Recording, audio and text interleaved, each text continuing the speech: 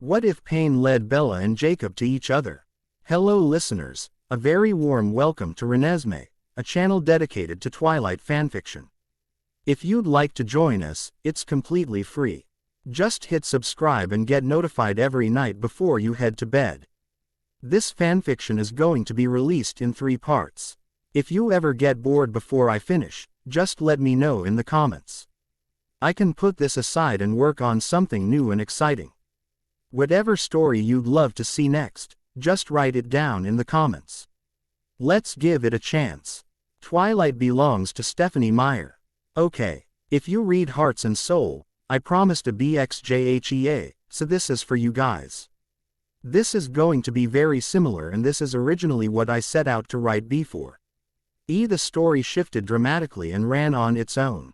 It was kind of crazy actually. Jacob smiled as he pulled on the highway to head back toward La Push. His wife and kids were returning after a week-long vacation to Mt.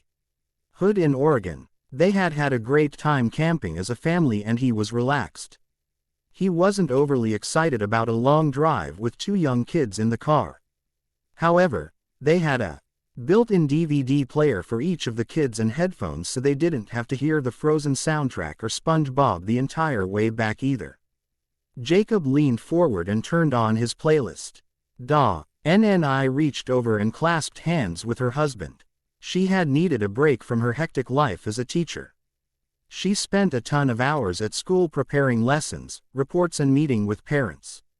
It was both rewarding and exhausting. Spring break could not have come sooner. A vacation was the perfect time to recharge. The only sad thing about it was heading back home and the vacation ending. Staring out the window, watching the scenery pass them by, Dani was thinking about her upcoming 30th birthday.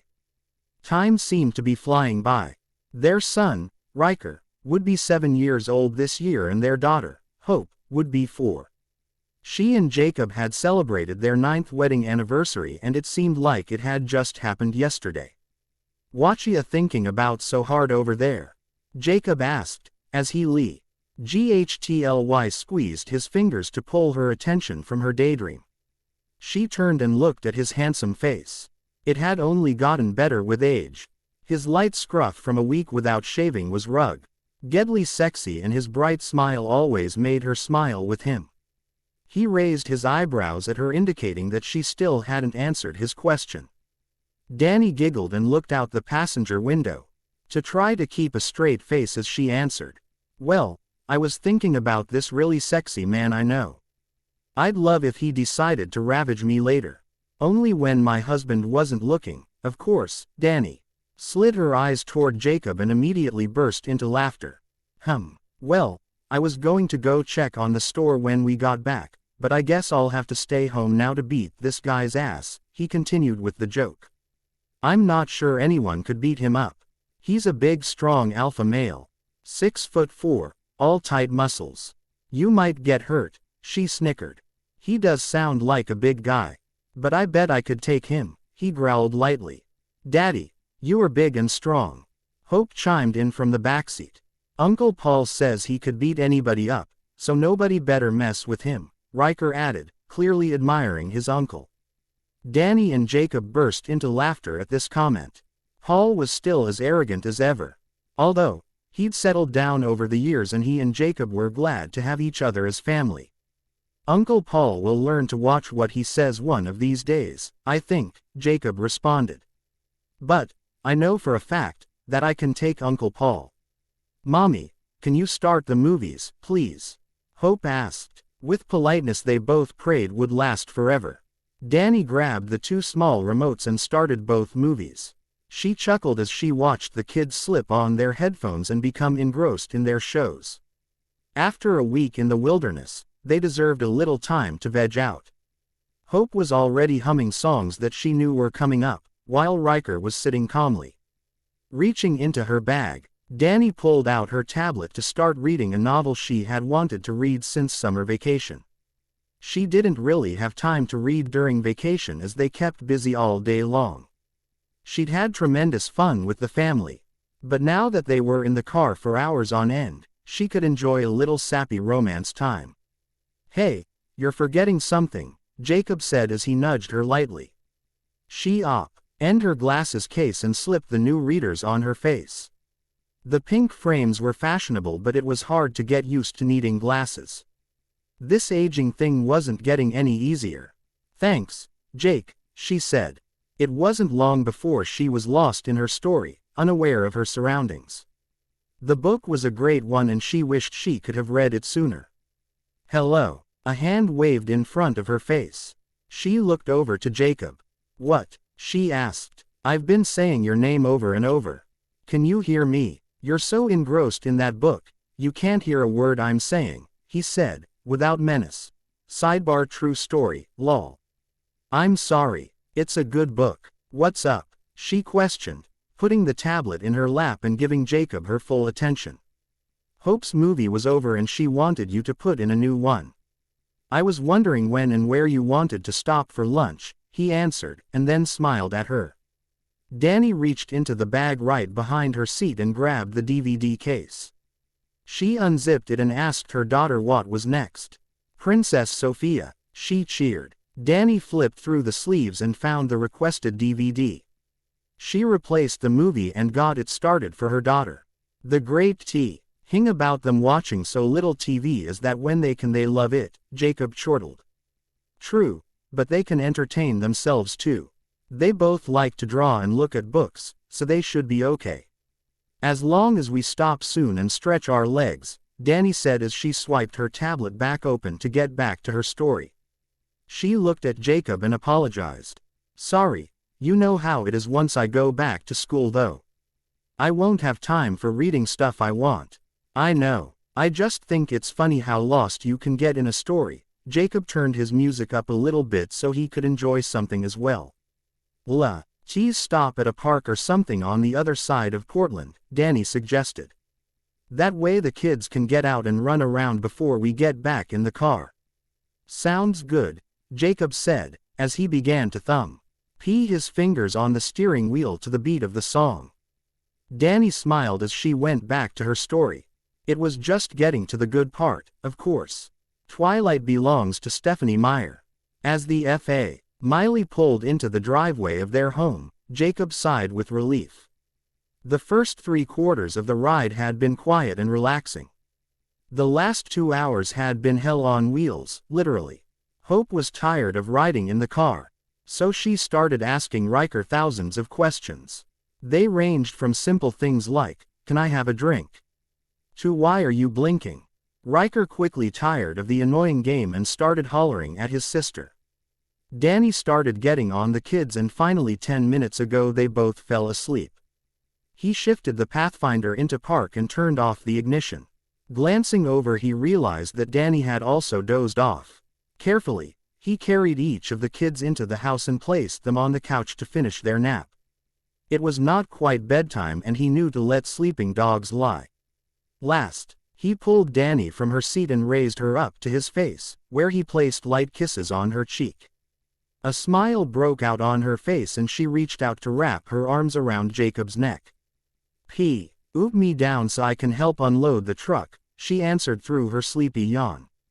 Jacob put her down but placed a kiss on her lips before turning to unload their bags. Vacations were fun but the returning home and cleaning up really sucked. They hefted all of the bags into the house and garage. Danny sorted out all of the dirty laundry and groceries, while Jacob laid the tent out on the garage floor to dry out before putting it back into storage. At bedtime, the kids were still sacked out on the couch, so Jacob and Danny worked together to get them both into pajamas and into bed. "Want to take a shower with a hot, sexy guy?" Jacob asked suggestively. Yes, I do. Have you seen one?" Danny answered playfully. "Oh, that's it. I'm gonna get you now." Danny turned and ran from Jacob, squealing lightly. They filled the bathroom with light laughter as they both stripped of their dirty clothes. Jacob turned the shower on and stepped into the water. Danny joined him after the temperature was just right.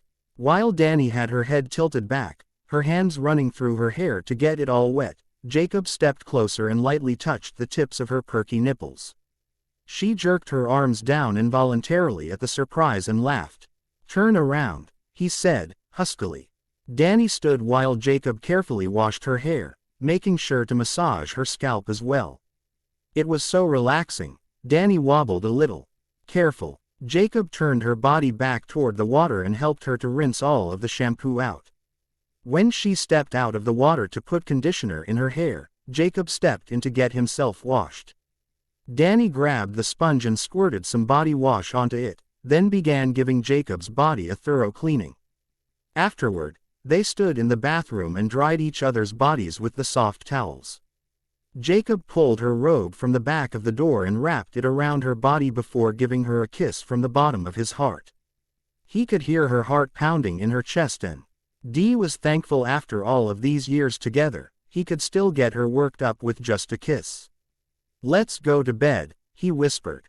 They laid together in bed and Jacob showed his wife what a wonderful husband he could be. Then he joked with her, "Aren't you glad you didn't invite that guy over after all? I love you, Jake." She leaned up to kiss him. The entire family slept peacefully that night in their comfortable beds, happy to be home. The next morning, Jacob announced that after breakfast he was going in to check on the store. He and Paul had opened a furniture store together. Although they did well, it was a lot of work. They bought furniture from local craftsmen, but made some of it also. Jacob hadn't taken a vacation in years, but Paul had assured him everything was fine. Now that he was back, he wanted to stop in and check everything out for himself. It must have been the leftover alpha in him, but he still felt the need to assess things for himself even if he delegated out jobs. It used to annoy the hell out of Paul, but he finally just accepted that was how Jacob was built. He was never a jerk about things, he only needed to oversee things. As Jacob drove to the store, his mind raced back to the past. He hadn't phased in years, there hadn't been a need.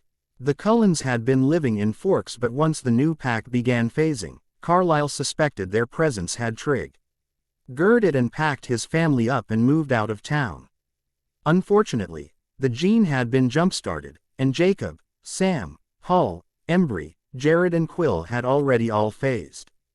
They ran patrol for a couple of years, only running across old scents and never running into any cold ones. Sam, Jared and Quill had all imprinted, and Jacob hoped that by giving up the wolf, he would never imprint. Before he and Danny married, he told her the entire truth. He didn't know if he would imprint, but he told her that he'd do everything in his power to stop it. She told him that she trusted him and she had faith in their love. The truck pulled smoothly into Jacob's reserved parking space at the back of the store. He took his keys out and entered through the back door. He could hear Paul talking to some of the employees about how he wanted things arranged on the sales floor and being careful not to scratch shit up. Jacob shook his head. Paul never did learn how to stop cussing. "Hey, dude," he said, as he walked up behind his brother-in-law. "Hey, bro, welcome back." Paul smiled, as he reached out and slapped Jacob on the back. "How'd the trip go? You all have fun?" Like Danny didn't text Rachel the entire time we were gone. "So I know you know how it went," he chuckled. "Well, what did you want me to say? Did you have fun after you slipped and fell on your ass? By the way, that was a great picture. One for the history books." Paul had waited 10 seconds longer than Jacob figured he would to make fun of him. "Shut up. I was trying to keep Hope from falling in." "Better me than her," Jacob retorted. "Yeah, whatever excuse you got. The wolf has clearly left your body without looking back, Grace." Paul teased. "Don't worry, Paul. We both know I could take you, human or not." Jacob's eyes danced as he remembered the time he caught Rachel and Paul making out, and the fight that ensued after Jacob yelled at him for kissing his sister. "I hear ya. So anyway, hate to change the subject and all, but I got a phone call about some new furniture I thought you'd want to check out," Paul said, as he walked over to his desk and grabbed a post-it off the computer screen to hand to Jacob. Jacob glanced at the Forks address and figured he'd give the guy a call and go see it after lunch. It was his last day with Danny before she headed back to school, and he didn't want to spend the whole day working. "Rachel said you could drop the kids off to play if you wanted," Paul called out as Jacob headed back to his office. He looked through the sales reports left on his desk. They weren't turning a huge profit, but they were king enough to support their employees and their families. Last, he looked through the custom orders and saw that he and Paul were going to work on a china cabinet and some bookcases for a client. Heading out, Jacob said, as he walked with the file in his hand. Danny and the kids were waiting when he pulled into the drive, ready to head out. They opened the doors and climbed in the truck. Danny buckled Hope into her car seat, while Riker buckled into his booster seat. "I can't wait to go see Aunt Rachel," Hope cheered. As they drove into Rachel and Paul's driveway, his sister walked out onto the porch and waved. Holding her young son in her arms, she shifted him onto one hip and waved to her brother's vehicle.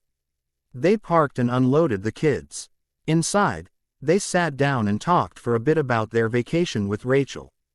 The kids playing in Will's room. "Thanks so much for taking the kids for a bit," Jacob said.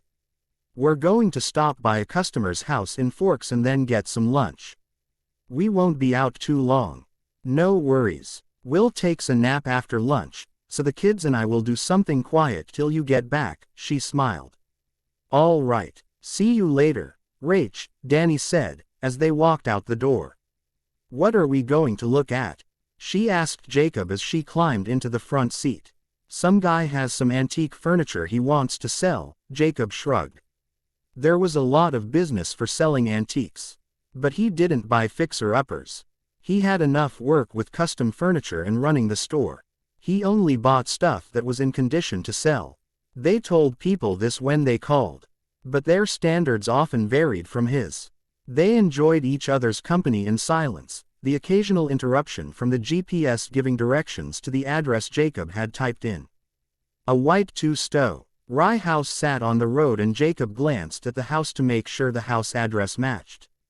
He didn't want to get out at the wrong house. The curtains slipped back over the window, Jacob saw, but he couldn't see anyone looking out the white lace. Danny opened her door and headed out to the gravel driveway. She turned around to look for Jacob. He stepped up beside her and led the way to the door. He rang the bell and waited for someone to answer. An older gentleman, in a Forks police uniform, answered the door. He had black hair and matching mustache. When Jacob glanced at his eyes, he thought the man looked exhausted. Like he hadn't slept in years. He took a deep breath of a scent coming out of the house. It caught him off guard, but it was like a nice, light floral perfume. Oddly, he felt his WLF stir a little for the first time in nearly 10 years. It was strange, but he shrugged it off and got down to business. "Hi, I'm Jacob Black, and this is my wife, Danny. We're here to check out the furniture." Jacob reached out to shake the man's hand. "Nice to meet you. I'm Charlie Swan. Please come in. I'll show you what I called about." Charlie backed into the house, opening the door wider for the couple to enter. Jacob glanced around the room and noted the mixed arrangement of furniture. Some of it was crappy and falling apart, but there were some nice pieces mixed in as well. They followed Charlie up the stairs to the master bedroom. He showed them a bedroom suite. Jacob asked if he could open the drawers and look at it. Charlie just nodded his silent assent. "This is beautiful furniture, Charlie. You're very lucky to have it." Jacob rubbed his neck. "I'm going to be honest when I say, I don't think you should sell it. It's very valuable." "I thank you for your honesty, Jacob. Unfortunately, I've got to let this go. I need the money to cover hospital bills for my daughter. This furniture has been in my family for a long time, but I think they'd understand. I need to sell it," Charlie answered. His weariness evident. "I don't have the kind of cash it would take to buy this from you. However, I know a lot of people in the business, and I could help you sell it for a small commission," Jacob offered. Overall, he was glad this guy had called him. He didn't think there was any way the man had any idea of the tremendous value, and someone of lesser character would have taken advantage of someone in such a bind. "Whatever you can do. I've exhausted my insurance and my girl needs to be taken care of," he sniffled as he wiped his nose on the back of his arm. Danny walked over tentatively and wrapped her arms around the man. I'm sorry about your daughter. He lightly hugged her back, before taking a step back and holding his hand out to Jacob. They shook on the agreement and Cobb went out to the truck to grab a camera to take quality photographs to list the furniture for sale. Once it's sold, he and Paul would come back to pack it up. Once he finished with the photographs, He met Danny and Charlie downstairs in the kitchen. He smiled at his wife, who had made herself completely at home in this man's kitchen and was pouring 2 mugs of coffee. She glanced up at him and smiled. She was a nurturer. She couldn't help it. They sat down at the table while the two drank their coffee. Charlie opened up a little about his daughter who had been in the hospital for a couple of months and the doctors weren't sure if she was going to survive. He said his ex-wife had taken off years ago, and had no idea of their daughter's plight. It really was a sad story. Jacob promised he'd get working on the furniture sale that night and he was sure that someone would buy it quickly. As they walked out the front door, Danny pointed out a picture of a pretty young woman, with long brown hair curled gently around her face. She was smiling widely with her arm wrapped around her father, wrapped in a dark green graduation gown. It was shocking how much older Charlie looked in the present compared to the photograph on the table. Danny raised her eyebrows at Jacob, conveying her shock in the change of the man. Jacob felt that stirring again, and ignored it as he stepped out on the front stoop. After they promised to be in touch, they drove the short distance to the diner in Forks to have lunch before heading back to pick the kids up. Lunch was quick and they talked about the furniture pieces. Jacob said he'd have to call some people he knew from New York, Chicago and Los Angeles to sell it for top dollar. Ideally, for Charlie, there'd be a bidding war over the valuable pieces of early American furniture. Jacob paid for their food and they headed back to the truck to pick up their children. Thanks for checking out my story. You have no idea how cheery it makes me when I see the number of views and visitors. I know I said this was supposed to be how Hearts and Soul went, but well, all I can say is I promise a BXJ happily ever after. These stories really have a mind of their own. If I waited until they were complete to publish, well, that wouldn't be fun at all. Thank you for constructive criticism or questions. However, I am living human being with feelings.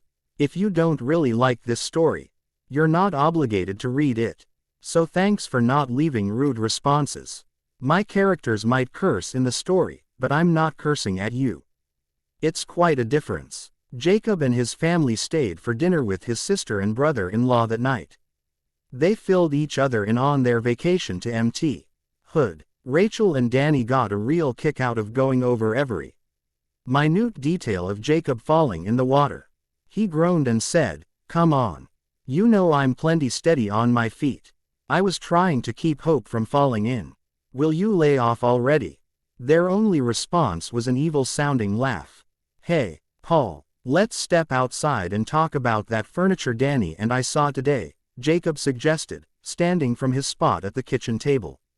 The wives stood and began cleaning up. With the kids clearing the table, Paul followed Jacob outside, not really questioning his need for privacy. The business wasn't a secret in either house, but sometimes it was hard to concentrate with all of the noise going on around them. "Has your wolf stirred since you stopped phasing?" Jacob asked point blank as soon as they were both seated on the back porch. "What?" was Paul's brilliant response. After he closed his jaw, he shook his head side to side. "No, not ever." "Wait, why? What happened?" After his brain began processing ideas again, Paul fired off the questions rapidly. "Nothing happened. Would you calm down already? It's just that earlier, at that customer's house, I felt a twinge or a stirring.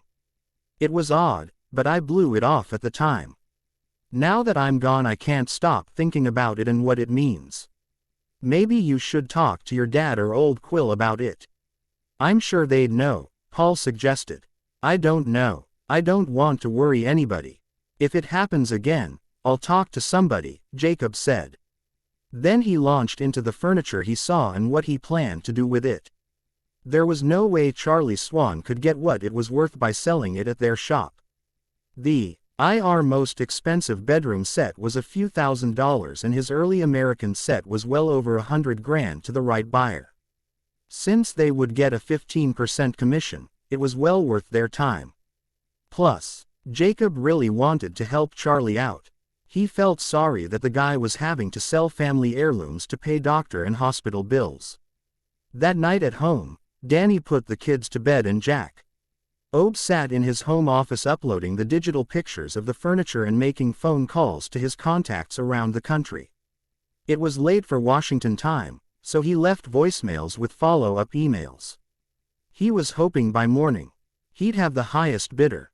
He'd felt like he'd only been working a little while, when Danny came in wrapped in her robe and slippers. She padded up behind him and wrapped her arms around his neck. "Hey, you, when you going to finish that up and come lay with me? You know I can't sleep without you next to me," she said as she started planting kisses on his neck. It was an invitation he couldn't refuse, so he powered everything off and stood from the chair. He turned around and hoisted his wife off the floor and carried her to their bedroom. Their spring break was officially over. Monday morning, Jacob helped Danny get the kids ready to leave for school. Riker went with Danny to the elementary school on the res and Hope was going with Will to preschool. Rachel offered to pick her up this morning to save Jacob some time. After everyone had gotten their hugs and kisses for the day, Jacob retreated to his office, mug of coffee in hand, as he opened his computer. His jaw dropped. He couldn't believe the tremendous amount of responses he'd gotten. He knew the furniture was great stuff, but he really was shocked. Picking up the phone, Jacob called his CNTACT in Chicago. His client had offered $250,000 in certified funds. Jacob was wary of such an offer, but that offer was $100,000 over the others. "Lacey, hi, this is Jacob Black. I got your email about the furniture," he greeted her. "Jacob, hi," she greeted in her too sweet voice. "How are you doing? It's so great to hear from you. How's your store going? You guys have the greatest stuff. But seriously, how did you land this set? A guy that lives in town needs the cash for his daughter's hospital bills." "It's a sad story," Jacob answered her, ignoring her plethora of questions. "I have this great couple that I've worked with for years. They called me yesterday and said they were dying for some early American furniture to decorate their daughter and son-in-law's new house. They just got married, and they want to get them a great set to have forever. I emailed them your pictures and they made an offer. Trust me, they are good for the money. They've bought a lot of quality pieces over the years." "That's awesome, Lacey. Send me the info and we'll get the shipper set up today, after the funds are clear." "Are you sure they don't want to come see it first?" he asked, hesitantly. "No, they said they love it and want it. They said the pictures were enough to tell them it was what they wanted. Also, you're going to love this. You don't have to worry about the shipping. They're going to arrange it all. You just have to meet the movers at your client's house," Lacey said. "Wow, that is an awesome deal," Jacob said. He and Lacey discussed arrangement of the wire transfer and information about the movers and the pickup for one day this week. Jacob called Charlie as soon as he thought was appropriate. He might like to get up at sunrise, but not everybody did. "This is Chief Swan," was the answer Cobb got when the phone line was picked up. "Hi, Charlie. This is Jacob Black, from the furniture store," he started. "Jacob, hey, what's going on?" Charlie asked. Jacob could hear the sound of the car and windshield wipers running in the background. "Charlie, are you driving right now?" Jacob questioned. "Yes, why? Is everything okay, Jacob?" Charlie sounded worried. "Everything is great, but I think you're going to want to pull over. I have some good news and I don't want you distracted while you're driving," Jacob chuckled. "Okay, I'm parked now. Go ahead." "Well, I put your information out there late last night and this morning. I had offers from all of the country. Your furniture sold. The money will get wired today and I'll give you your share. Are you ready for the amount?" Jacob asked, building the excitement. "Go for it. I'm not up for suspense," Charlie said. $250,000, was Jacob's reply. I'm sorry. I think you broke up or something, because I could have sworn you just said $250,000, Jacob, Charlie said incredulously. No, Charlie, you heard me right. On top of that, the buyers are paying for shipping and moving. The only thing is you have to have it all ready to go by Wednesday. Jacob, I don't know how to thank you. Charlie sniffed. I thought I might get $6,000 out of it. This is far beyond my wildest dreams. It's really going to help. Listen, here's another thing. Paul and I talked. We're going to cut our commission back. We really want you to be able to take care of your daughter. There's no way we could live with taking $37,000 away from you. More crying could be heard on the other end of the line. But no words were spoken for a few minutes. I don't know how to thank you, Jacob, Charlie said, sniffling and taking a loud, deep breath. You take care of your daughter and that'll be enough for me. It was 2 days later that Jacob found himself at Charlie's house waiting for the arrival of the movers for Charlie's furniture. He arrived early to make sure everything was out of the way to make it a smooth transition. He didn't want his client's other furniture getting damaged by careless movers. If Jacob thought some teenage punks were going to show up, he was sorely disappointed. The crew that showed up was the most professional Jacob had ever worked with. They were quick, courteous and really thorough. After the pieces had been loaded and secured in the moving truck, the driver walked up with a clipboard. Jacob reviewed the shipping information and verified the pieces on the list. Everything checked out and he signed at the bottom of the form. The driver lifted the paper off the clipboard to give Jacob a copy and he glanced at the form underneath. His breath caught when he saw the name of the purchaser. What in the hell? Carlisle Cullen. Why would he buy furniture from him? Why was he doing business related in any way to Forks or La Push? The wolf snarled in his head. He sucked in a deep breath and held it. He forced the wolf back down. There was not a threat here. There was nothing to protect anyone from. They had not done business with him. How could they know he had this furniture for sale? They couldn't possibly know he was in the furniture business, and why would they bother keeping up with what he did in his life? Their dealer was Lacey and she would not have disclosed his name. The driver walked away with a puzzled look on his face, probably wondering what made Jacob suddenly turn into a weirdo. Jacob turned and went into the house to say goodbye to Charlie. The funds had been transferred from Jacob's business account to Charlie's personal account, minus the $15,000 commission that Charlie insisted on. They tried to take less, but he said anyone else would have swindled him. Charlie reached out to shake Jacob's hand as he stepped out the front door to return to his truck. Jacob felt on top of the world after this sale. He'd made a good amount of money for their store and he helped out the police chief of Forks. Of course, didn't known that's who he was the first time he met him. In the truck, Jacob searched for a florist in town and set the GPS to head that way. He drove to the Forks Floral Foray and parked his truck. He shook his head at the silly name, but headed in to see what they had in the way of roses for his wife. There would be nothing better than dropping off a beautiful bouquet to her at school. Glancing around the small business, he saw a cooler with sliding doors. Jacob looked at each of the vases on the shelves.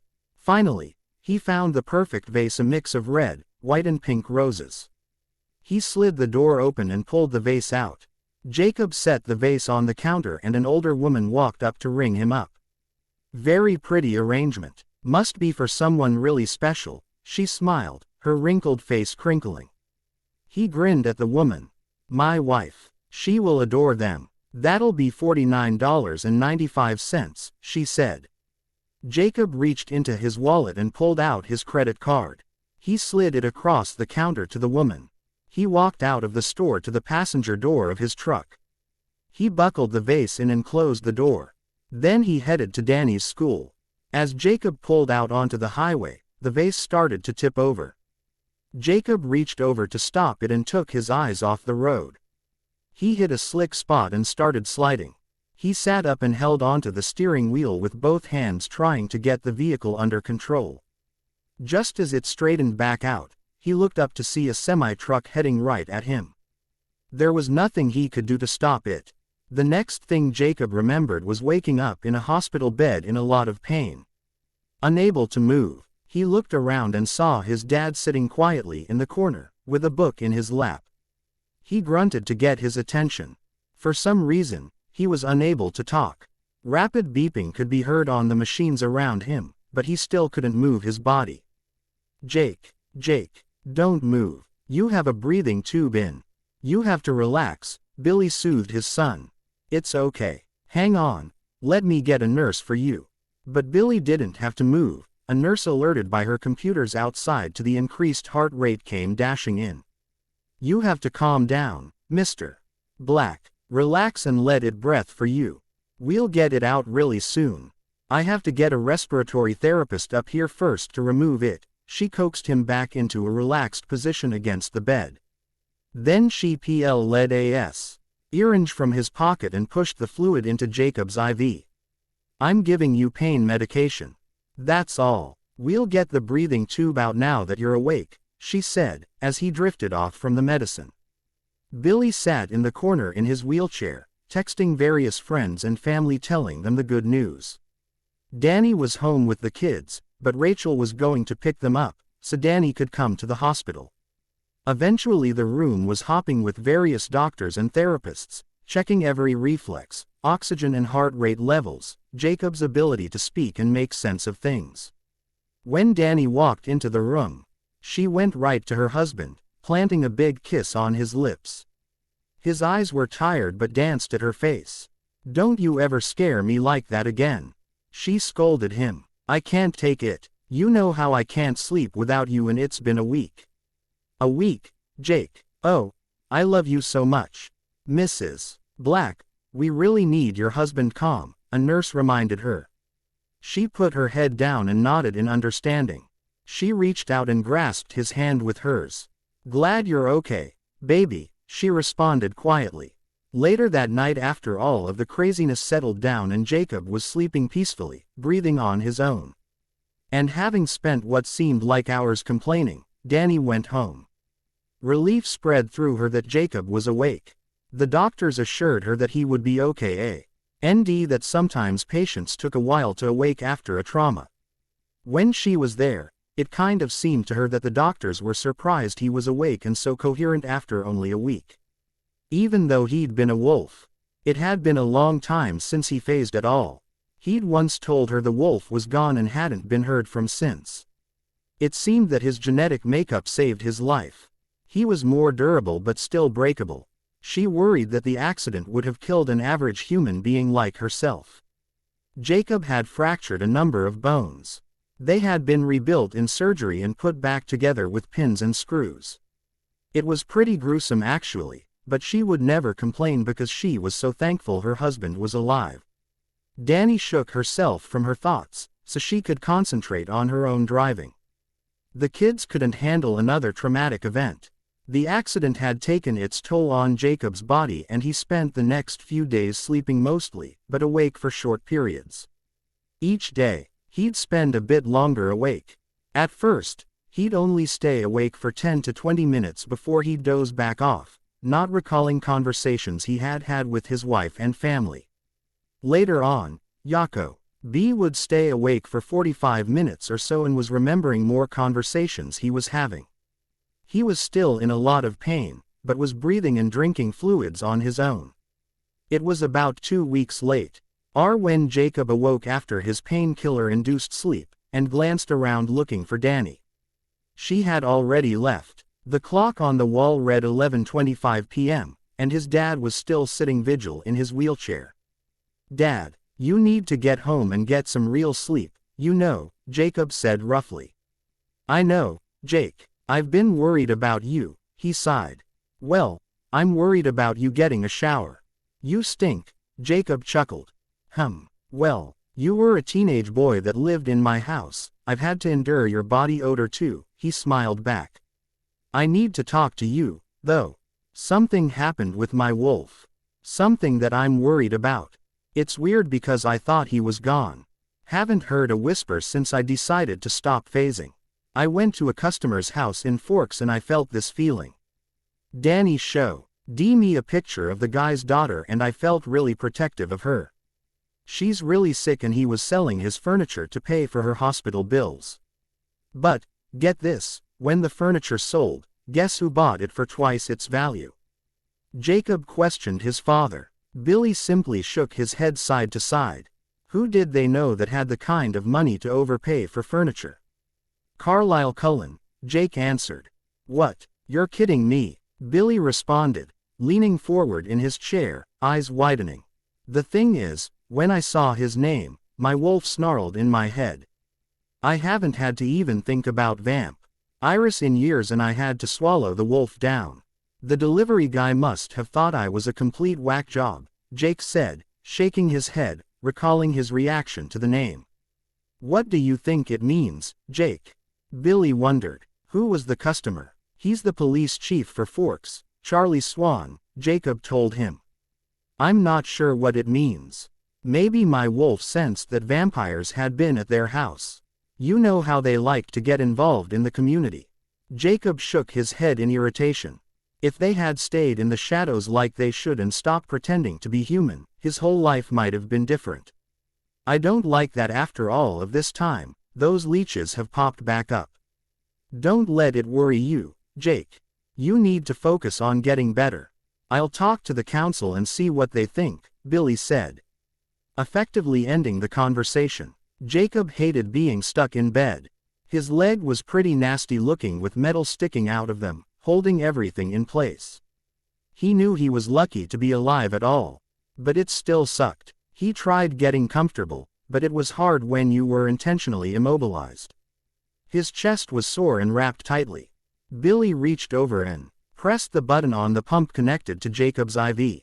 He smiled at his son. You can give yourself pain meds now, you know. It'll only let you have it every 2 hours, but when you feel the pain come on, press that and it'll give it to you. The medication started kicking in fast and Jacob felt the woozy feeling take over. It wasn't long before he was sleeping again, the pain having subsided and his body needing the rest to heal. Billy picked up his cell phone and called a few of the council members to discuss what Jacob had shared with him. It was very unusual that the wolf was stirring and Billy was worried about it. He'd reassured Jacob it was nothing but he was bullshitting his son because of his current state. This could throw all of their lives into a tailspin. Especially Danny and the kids. After leaving a couple of messages and speaking with Old Quill, Billy did not feel any better about the situation. They were unsure if there was a vampire in the area or not. It didn't sit well to let things work themselves out. So Old Quill promised he'd contact the other elders and they'd look through the journals left by previous wolves. It really was difficult with the limited information they had about the shapeshifters. This pack had phased unexpectedly and with little fanfare afterward. They had all easily stopped phasing and none of them had discussed having the urge again. Sitting in his chair, Billy stared at his beloved son. He was proud of what he'd accomplished. Of course, every parent wished more for their child than they had for themselves. Yet, Jacob was an artist, a caring husband and father, and a sharp businessman. The supernatural world had the power to take all of that and tear it to shreds. Billy prayed that things would work out for the best. He wheeled himself out of the room and waited out front for someone to pick him up. Sleeping in his own bed, getting a shower, and fresh clothes sounded like a good plan. As Billy stared out into the parking lot, he saw a uniformed officer walk up to the double doors. "Good evening," Billy greeted, as the man rushed by. "Hey," the man responded as he rushed in the doors. An hour later, Billy sat annoyed that no one had arrived for him. He'd just left another voicemail for Rachel and Paul. He was glad there wasn't news about Jacob since no one could be bothered to answer the phone. They knew he was there and reliant on their help for transportation. It was far too late to call anyone else. The man that had hurried in earlier came walking back out. He looked disheveled and exhausted. "Are you okay, officer?" Billy asked. Inside, he knew that no one that was at the hospital was really okay. "Huh, oh, yeah, I'm okay. Thanks for asking. The man sat down on the bench near Billy. My daughter is here. She had a bit of a tantrum tonight. So I came to see her. I was working and she's been here for far too long. She's over it and ready to go home, he huffed. I'm sorry to hear that. My son was brought in after a bad car accident, Billy said. Is your son, Jacob Black? The officer asked. I was working that accident, and I had met him a few weeks before. Yes, my son is Jacob. Are you a customer of his? Billy was starting to connect the dots. Jacob was telling me he did some business with the police chief in Forks. I'm Charlie Swan. Your son is a great businessman, and extremely honest. I'm grateful for how he was able to help us out, Charlie said, as he reached out a hand to shake Billy's. It's good to meet you. He is a fine young man. I'm really proud of how well he's doing with his business, Billy smiled. How's he doing? He was in rough shape after that accident. The truck driver was okay, but he was banged up. Charlie turned toward Billy to give him his attention. He's all right. He is getting better. He broke a few ribs and shattered his right leg. They have it immobilized and it's got metal sticking out of it. He's going to have a painful route of physical therapy before he's back on his feet, Billy sighed. Feeling bad that his son was having to face this. He was a busy young man and he took pride in the business that he and Paul ran together. He didn't want to leave the burden on Paul. However, there was nothing that could be done about it. My daughter will be starting physical therapy as well.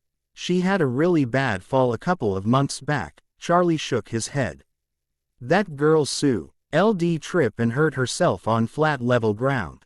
She fell down some stairs while she was out with some friends. That doesn't really sound like something that would lay you up for a couple of months, Billy wondered aloud. It was pretty odd, I'll admit, but the stairwell and broken glass all show evidence that she fell, Charlie answered. Billy kept his thoughts to himself.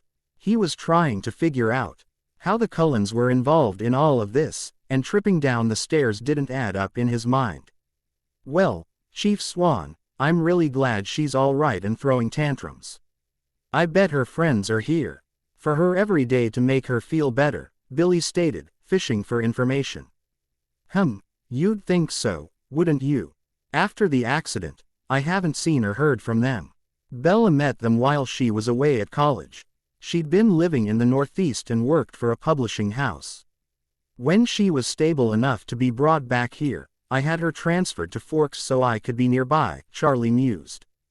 Billy glanced down at his phone, checking to see if he had missed a call or text from Paul and Rachel.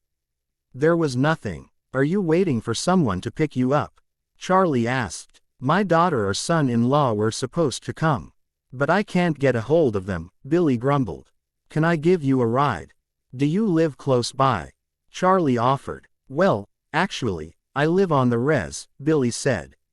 That's okay. I've got nothing waiting for me besides an empty house, Charlie said, as he stood and gestured toward his squad car. I'd really appreciate it, Billy nodded. The two worked together to get Bill Lee into the front seat of the car and he told Charlie how to fold the chair up so he could get it into the trunk. They rode in silence to Billy's house, except for the directions he gave to the other man. It wasn't uncomfortable. It was late and both men were weary from their children's recent health issues. After Billy got situated in his chair on the driveway, he looked at Charlie's tired face. Can I make you a cup of coffee for the ride home? That's a nice offer, but I'll be okay. I'm used to these crazy cop hours, he waved as he got behind the steering wheel. The squad car backed out of THE drive and pulled back out onto the road. The front door was locked, so Billy fished his key out of his pocket and unlocked the door. He got in and flipped the hallway light switch so he could see where he was going. A thud and yelp made him jerk his eyes toward the living room. Paul stood and rubbed his eyes. Dang, you scared the crap out of me, Billy, Paul said, sleep evident in his voice. Well, since no one could bother to answer the phone around here, I got a ride home, Billy snapped. Oh, shit, I'm sorry, Billy. My cell phone died and the charger is at home. I figured you'd call the house phone and it would wake me up. Paul said, feeling ashamed he'd let his father-in-law down. No big deal, Paul. Go on home to Rachel. I'm fine now, Billy said, more calmly. I can help you out if you need it. How was Jake when you left? Paul asked. He was grouchy, but fine. He's improving slowly, he answered. Of course, it isn't on his schedule, so I'm sure you know how that goes. Billy raised his eyebrows to Paul with a conspiratorial smile on his face. Paul smiled in return. Yes, they both knew how Jake felt when things didn't go to his plan. Glad I don't have to be there to deal with him, Paul replied honestly. I'll lock up on my way out. You sure you don't need anything? Good night, Paul, the older man responded, already heading toward his bathroom. He could transfer himself to the shower chair and get cleaned up. Billy slept well that night, even though his mind had been running in circles when he first lay down. Charlie's daughter had known the Cullens somehow, he was sure of it. What did that have to do with Jake? Did she know what they were? He couldn't imagine that they would share their secret with anyone, it was too dangerous. Yet, they chose to mingle with humans every day. Billy hadn't thought to ask Charlie how old his daughter was, but they seemed pretty close in age, so he guessed Bella was close to the ages of his children. She had to be in her late 20s to early 30s. Jacob had barely been 20 when the vampires left town. It was odd that they were friendly with someone from this town. Eventually, Billy was able to shake the thoughts and get to sleep. He awoke the next day feeling refreshed, but no less concerned about the vampires and his family. The phone rang from the kitchen and he picked it up. Hello. Hi, Billy. It's Danny. Want to go back to see Jake with me? She offered. No, darling. I'm going to hang around the house for a bit and rest up. You go spend some time alone with him. Maybe you can soften his grumpy side, Billy smiled. Jacob could give it, but so could Danny. She didn't tolerate his crap and he loved her for it. Jacob and Billy had always gotten along nicely, so it was hard for Billy to deal with Jake when he was being crabby and unreasonable. At least Jacob would heal one day and have the use of his legs again. He knew his son would feel ashamed for the way he'd been acting once he was home and feeling more comfortable. Billy didn't take personal offense to the whining. He was bound to a wheelchair due to his own laziness in taking care of his health. He had no one to blame but himself for his current wheelchair-bound situation. After talking with Danny, Billy made himself a bowl of cereal and fruit for breakfast. He sat at the kitchen table staring out the window, lost in his thoughts, trying to solve all of his family's problems, real or imagined. Thanks for reading. God damn it. That hurts. Stop it, Jacob yelled. It was murderously painful to get out of the truck and into the house. Danny was doing her best to help him. But the guy was huge and she was not. Jake, come on. I'm trying to help you here. Don't fight me, Danny said, trying to take deep breaths and remain calm with her pain in the neck. Husband. I want to get in the house and lay down. I'm still really sore, he replied, with a grunt as he worked himself into the front door. Next time, you should tell Paul you do want his help. He's much stronger than me and could help you get in the house. Next time. There'd better not be a next time, he grouched. Jacob Black, settle down or I'll leave you here alone. You got it, she snapped back at him. Jacob sighed loudly. He finally got himself to the couch and propped his leg up. Reaching out, he grabbed Danny and pulled her closer. I'm sorry, babe. I love you, he said sweetly, and he puckered his lips up for a kiss. Danny looked at the fish lips he was making at her. He was an adorable, stubborn ass and she couldn't resist giving him a peck.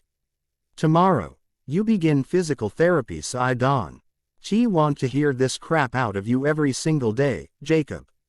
Do you understand me? Yes, Mrs. Black, he sassed her.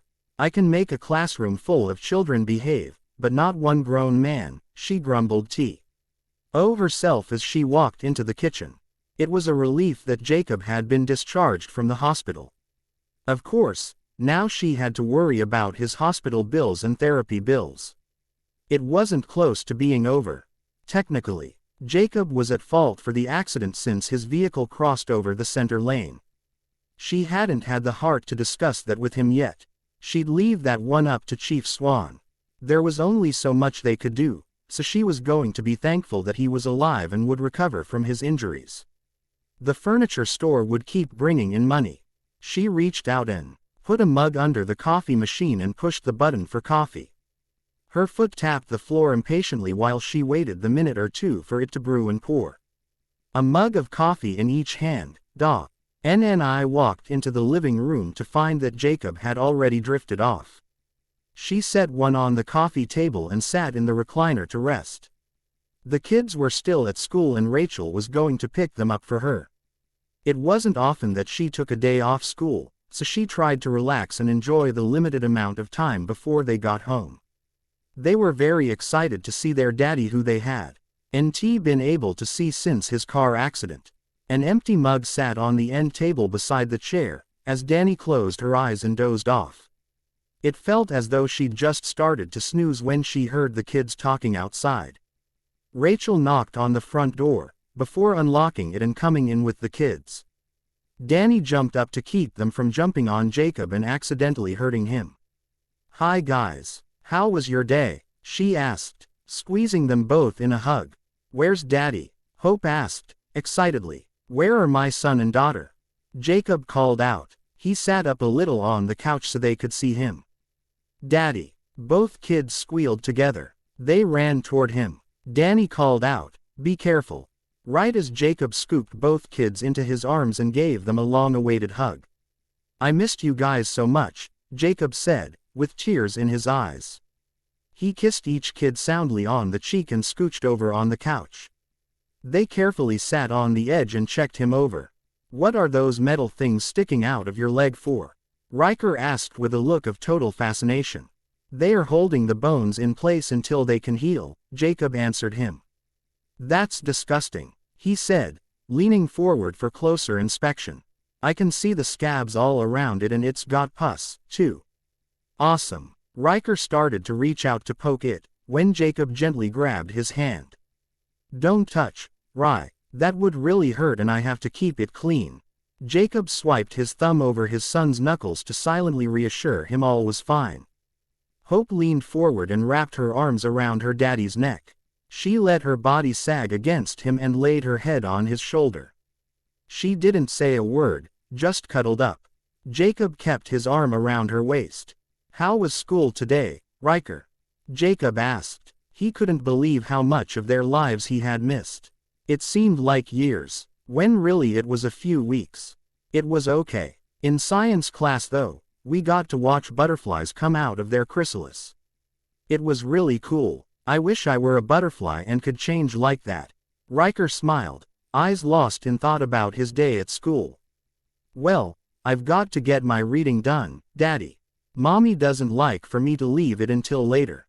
He reached down to grab his book bag before skipping off to his bedroom to read. Jacob stared pensively out the window. His son's words hit him like an arrow. He knew what it was like to change forms. It was painful and life-changing. Of course, the wolf itself was pretty cool as far as the speed and overnight muscle formation went. However, the whole killing vampire thing, he might not get over having learned about that. With his arm around Hope's still limp and quiet body, Jacob squirmed down the couch to lay flatter. He pulled Hope's body up so that it was lying next to his. Then he closed his eyes and dozed back off. Eventually, it was Jacob's stomach that woke him from his nap with all of its growling and grumbling. When he opened his eyes, he saw that Hope was awake and coloring a picture at the coffee table. "Daddy, you finally woke up," Hope smiled to him. "You were dreaming and talking away. I couldn't sleep anymore. Mommy is cooking dinner. She said to call out if you need her." "What was I talking about, Hope? Was I saying that I hope Mommy makes enchiladas for dinner? Because my stomach thinks that sounds really yummy right now," Jacob chuckled, while trying to get into a comfortable sitting position. The living room was quiet for a minute while Hope continued to color her picture. Then she looked at Jacob. "No, Daddy, you said that vampires are freaky and you hope to never see one again." she said calmly as she continued to work on her picture. Daddy, what's a vampire? Jacob sucked in a breath and felt his heart start racing. What the hell? He wondered. Oh, baby, Daddy was watching some scary movie while I was at the hospital this morning. I'm sorry if that scared you, he tried to cover for his sleep talk. It's okay, Daddy, I don't know what a vampire is anyway. Mommy said, I'm only allowed to watch TVG shows. She shrugged. Later, the family had a first-ever TV dinner in the living room. Jacob couldn't sit comfortably in a kitchen chair and the family didn't want to be away from him on his first meal back home. The kids were giggling and talking at the coffee table, and Jacob and Danny sat on the couch with lap tables. It wasn't Jacob's wish, enchiladas, but it was still good. Danny had pre-cut all of his chicken so he could hold his plate while scooping up his food. One thing that hadn't changed was his ability to suck food down like a vacuum cleaner. The kids were engrossed in a program on TV, and the adults were sitting on the couch holding hands. They were lost in their own thoughts, consumed by their own worries. It felt like only a few minutes later Danny was getting them both in the shower and ready for bed. They were going back to school the next day. Jacob had arranged for Paul to come pick him up and take him to physical therapy the next day. Danny needed to go to work, and for the most part Jacob could take care of his needs. Rachel would only be a phone call away if there was something that couldn't wait. Hugs and kissed, followed by story time all happened at the couch instead of in beds that night. There was no way Jacob was up for walking all around. After the kids were tucked in for the night, Danny brought out blankets and sheets to set up makeshift beds in the living room. She rearranged the couch and sofa so that she could at least sleep beside Jacob. It wouldn't be convenient when she had to get up, but it was doable and she missed sleeping by her husband. Once they were lying down for the night, Danny turned and looked at Jacob. His eyelids were drooping and she knew it wouldn't be long before he was sound asleep. He'd taken his painkillers about 30 minutes beforehand. He wouldn't be able to keep himself awake much longer. I'm happy you're home, Jake. I'm so glad you will be okay, she whispered. He turned his head and looked at her. He reached out and ran the back of his fingers down her side. I love you more than anything, Danny. You're my whole world. Now lean over here and kiss me goodnight, he grinned. You big dope, she smiled, but leaned over and shared a deep, longing kiss. He reached up with his right hand and grabbed her left boob. They both laughed. Danny shook her head, while looking down adoringly at him. They both missed being intimate with each other, though it wasn't going to be anytime soon that they were able to do anything either. Danny laid back on her couch and curled up to go to sleep. She slept soundly until her phone woke her up for Jacob's next painkiller dose. She reached up on the end table and grabbed the water bottle and prescription bottle. Opening the bottle, she took one out and untwisted the water bottle. Gently she woke Jacob and gave him the meds, then went right back to sleep. The morning came around and the house was abuzz with chattering and giggling. Thankfully both kids were very good about waking up and getting ready to go. Danny really would have had a hard time if they were grumps in the morning. They kissed Jacob goodbye before heading out the door to school. Jacob stood and hobbled into the bathroom with his crutches. There were very few things that could make him feel less of a man at this particular moment in time.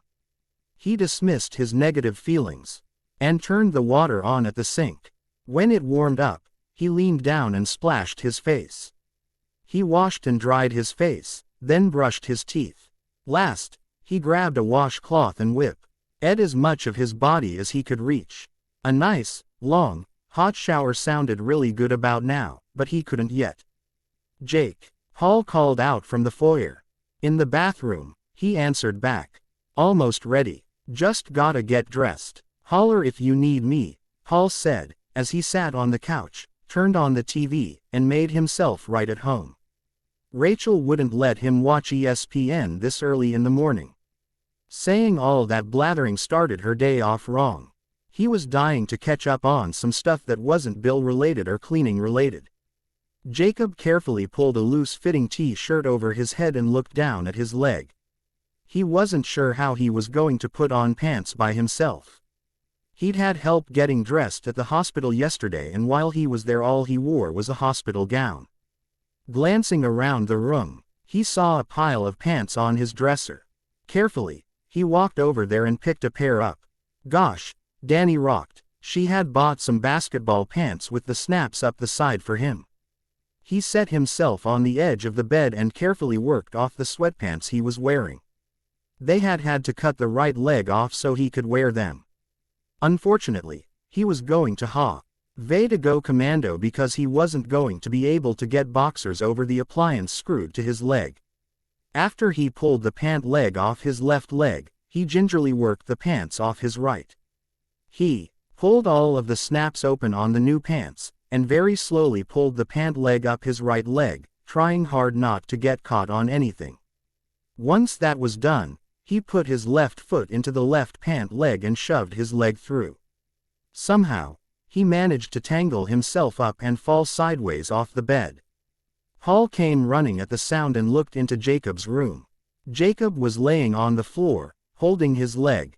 Clearly in so much pain, he couldn't make one sound. Holy shit, dude, I told you to call if you needed help. Are you okay? Let me help you. Paul walked forward and looked at his brother-in-law on the floor. He felt sorry for him because he knew he was in a lot of pain, but he had to try not to laugh as well. This huge man was laying on the floor with his bare ass hanging out of his pants. Stop fucking laughing and help me up, shithead, Jacob said, gruffly. I am not touching your naked ass, no matter what, Paul cackled.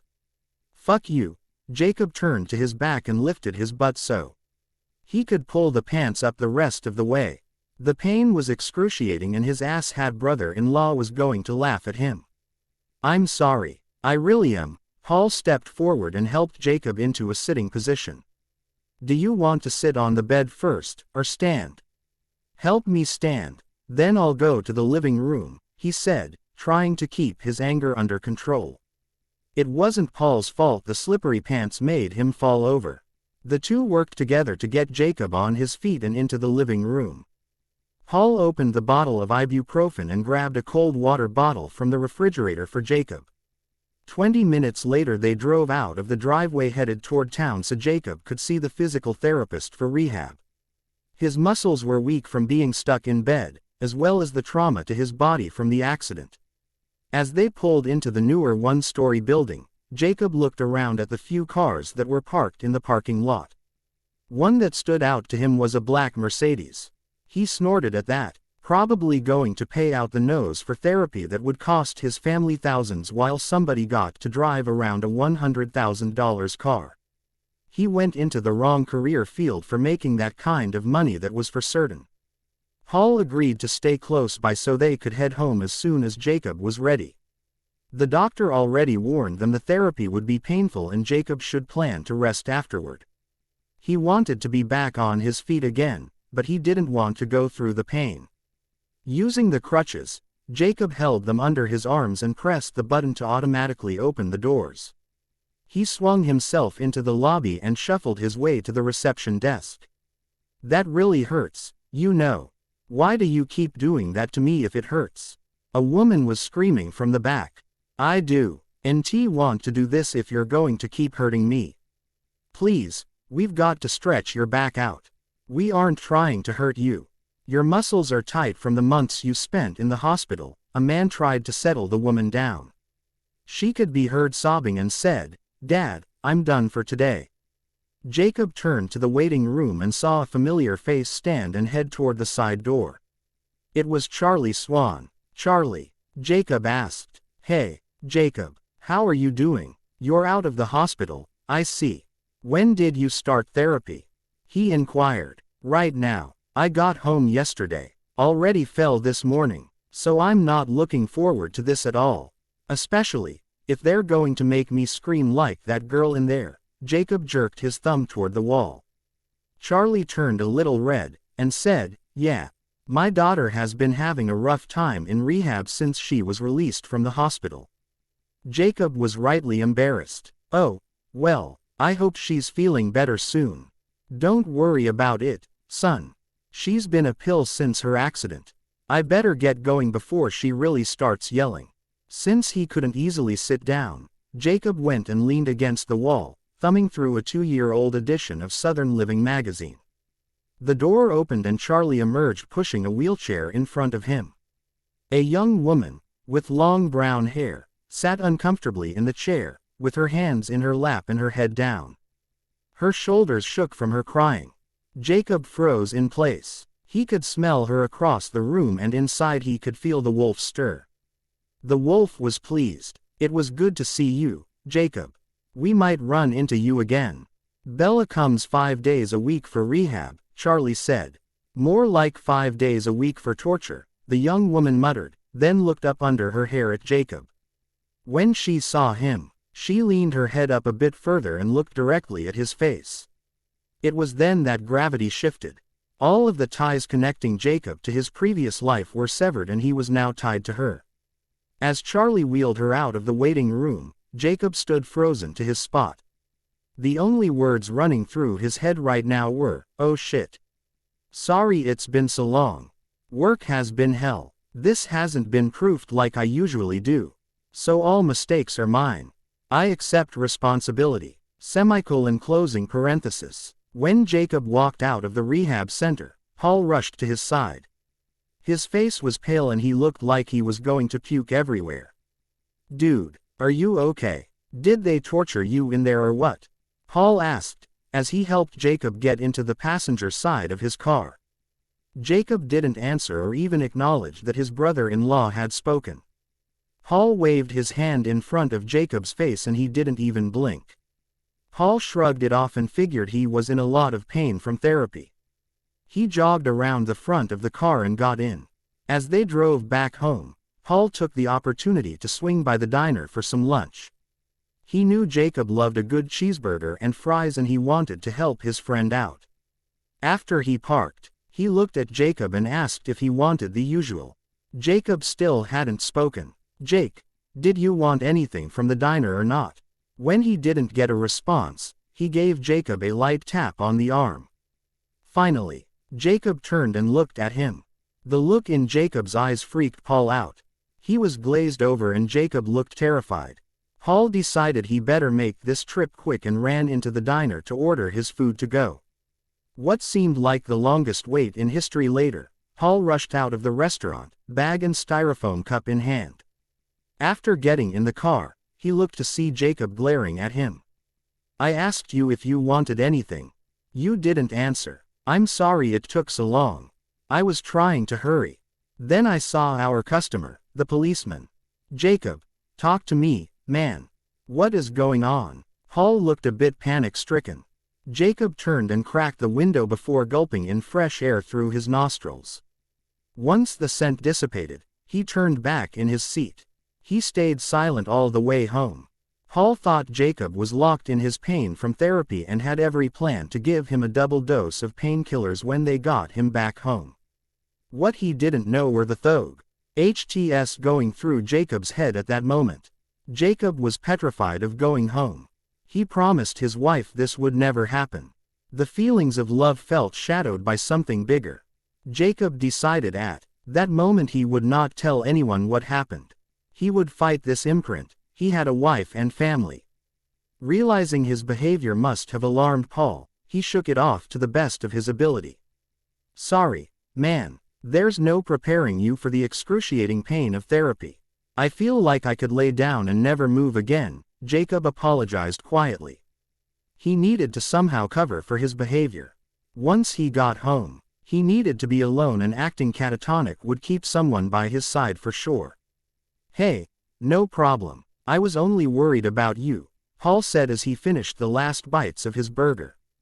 "Thanks. I'll be okay. After you help me in the house, you can take off." "I'm going to take my meds and hopefully sleep for hours," Jacob said. Once Paul was finally gone, after insisting that he get Jacob a sandwich, an apple, a bottle of water and a glass of juice, Jacob sat staring around his family home.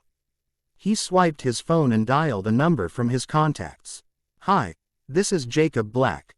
I wanted to see if I could reschedule my sessions this week for the afternoon. I'm not able to get a ride there in the mornings, he said to the receptionist. Sure, Mr. Black, I'll see what I can do. I have 2 o'clocks open. Will that work? She asked. That'll be great. Thanks a lot. I appreciate it, he said and hung the phone up, relieved. When you lived in a small town, there weren't a lot of choices for things sometimes. He couldn't keep going at the same time as Bella Swan. Eventually the drowsiness of the medication overtook his mind and he drifted off to sleep on the couch. Something was tickling his nose, but every time he rubbed it, there was nothing there. Jacob was still groggy from the meds and didn't realize there were 2 little ones behind the couch silently laughing. They'd peek up and Riker would tickle their daddy's nose. His arm would jerk up, and then he'd doze back to sleep. What the hell? Jacob finally said. It was then that the giggles could no longer be contained and both kids dashed from the room, laughing. Jacob smiled at their prank on him and sat up, looking around for Danny. He grabbed the water bottle from the end table and drank half of it. Of course, following his water guzzling was a huge loud burp. Jake, that's nasty, Danny scolded from behind him. She walked around in front of the couch with a basket of laundry in her hands. Think you can fold some towels while you're sitting there? Sure, he answered. He looked to his wife to see if she looked different to him. She still looked as pretty as ever. That was a relief, but there was a feeling of longing in his chest as well. He felt like there was something he was missing, what exactly he wasn't sure yet.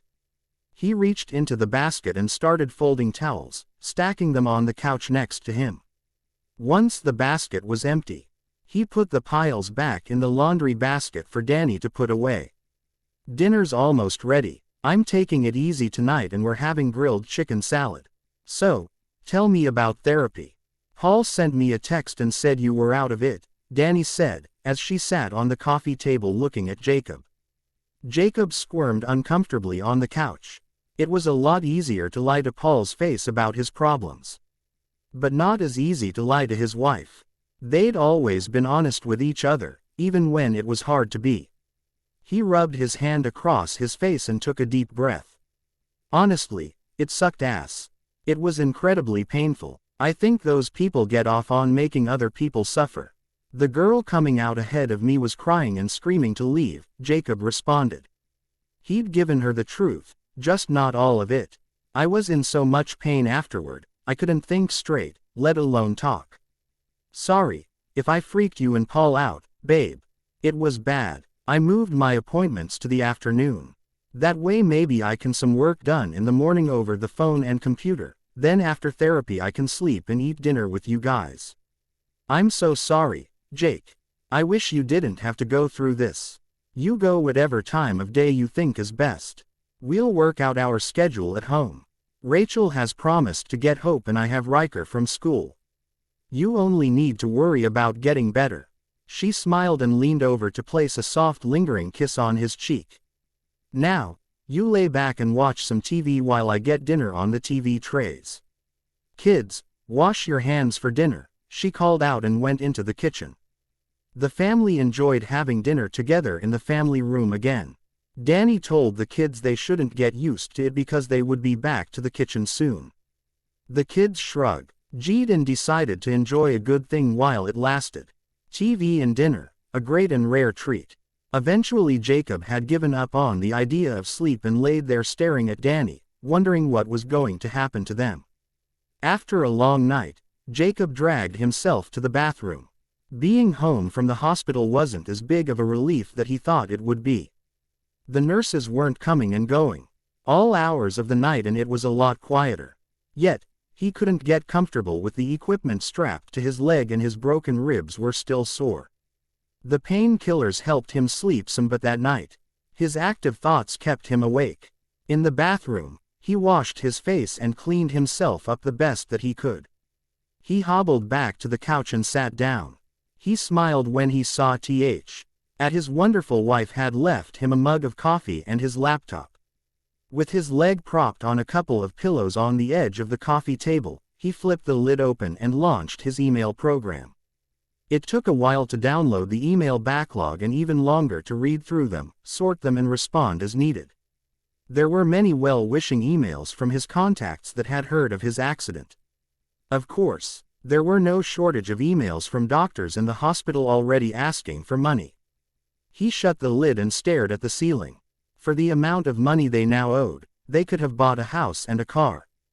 It was unreal, the cost of medical care in the US. Danny was right, though. They'd figure out a way. The last email caught his eye. It was from the broker that arranged the sale of Charlie's furniture. "Hey, Jacob, heard you were finally released from the hospital. Hope you are feeling a lot better now. Be careful, my clients wanted to let you know that they loved the furniture you sold. If your client decides to sell again, please call me first." They promised to outbid anyone else. Jacob sent a quick response to her, not because of the Cullens, but he needed to keep his contact list as long as possible. Being a jerk for no apparent reason would not help his business out. Before long, it was time for Jacob to HEA to the rehab center. This time, he brought his water and pain meds with him. He sat on the couch drumming on his stomach, waiting for Paul to drop in and get him. It was only a few minutes later before the sound of car doors slamming could be heard. Rachel and Paul walked in together. "Hey, little brother, all set?" Rachel smiled and ruffled Jake's hair. "I'm not 8 anymore, Rach." He jerked his head away and fixed his hair. "You're right, you weren't this helpless when you were 8. She cackled. Paul shoved past her and helped Jacob to his feet, so that they could leave. Paul promised to take Rachel out to lunch while he waited on Jake. It was incredibly boring to sit in a car for an hour with little to do. The crutches Jacob had weren't really designed for a guy as big as him, but they would suffice for the time being. Jacob was bound and determined to be the fastest healing person in the place. He hobbled to the automatic door button and then headed into the lobby. The receptionist saw Jacob and smiled warmly at him. "Hi, Mr. Black. Welcome back," she said. "Your therapist is ready. You can go right on back." "Okay, thanks," he said, and grunted as he managed to get around the chairs with the crutches. The door swung open and his therapist was there waiting on the other side. It was a young guy, probably close to Jacob's age. He had blonde hair and blue eyes. He reached his hand out to Jacob and introduced himself. "Hi, Mr. Black. I'm Mike. Welcome to the afternoon shift." He smiled with his bleached white smile to Jacob. "I'm going to apologize in advance. Our 2:30 appointment is a real bear. The patient complains about everything and has put little effort into their own recovery. I'll try to get you out of the main room and into the stretching area before she gets here." "No problem, Mike. I'm sure everything will be fine." Jacob grinned easily. They headed to the machines that would keep Jacob's muscles from getting too weak while he was healing. They also hooked him up to a couple of machines that slowly moved his arms and back to keep him from getting too tight in his chest. Jacob's eyes kept flickering to the clock. It wasn't nearly as painful as the first time, and Mike chatted with him about random things. He grew up in Forks, and went to Forks High. He was supposed to take over his parents' sporting goods store, but didn't really see himself as a business owner. So instead, he got his degree in physical therapy, which brought him here. The furniture store was popular in the area and Mike had heard of it without knowing who owned it exactly. His wife, Jessica, was into upscale furniture as she called it, and everything G had to be ordered brand new from Seattle. Luckily, she had a job making better money than Mike, so they could afford it. Shaking his head, Jacob was surprised at how he had gotten sucked into the story of Mike's life. In a way, he was glad because it kept his mind off of the pain. On the other hand, he didn't really care what this guy did. "She's here, let's go. Be quick, she hates me, man," Mike whispered, as he held the crutches out to Jacob, urging the other man along. One of the other therapists went to the door and held it open. Enrolled, none other than Bella Swan. Her face was sour and she looked very unhappy to be there. But she wasn't talking. Suddenly, Her eyes searched the room and she made eye contact again with Jacob. Her lips lifted in a weak smile and then she looked away, blushing the lightest shade of pink. "Hi, Ms. Swan," Mike greeted her quietly, but quickly as he rushed by her chair. Her only reply was a huff.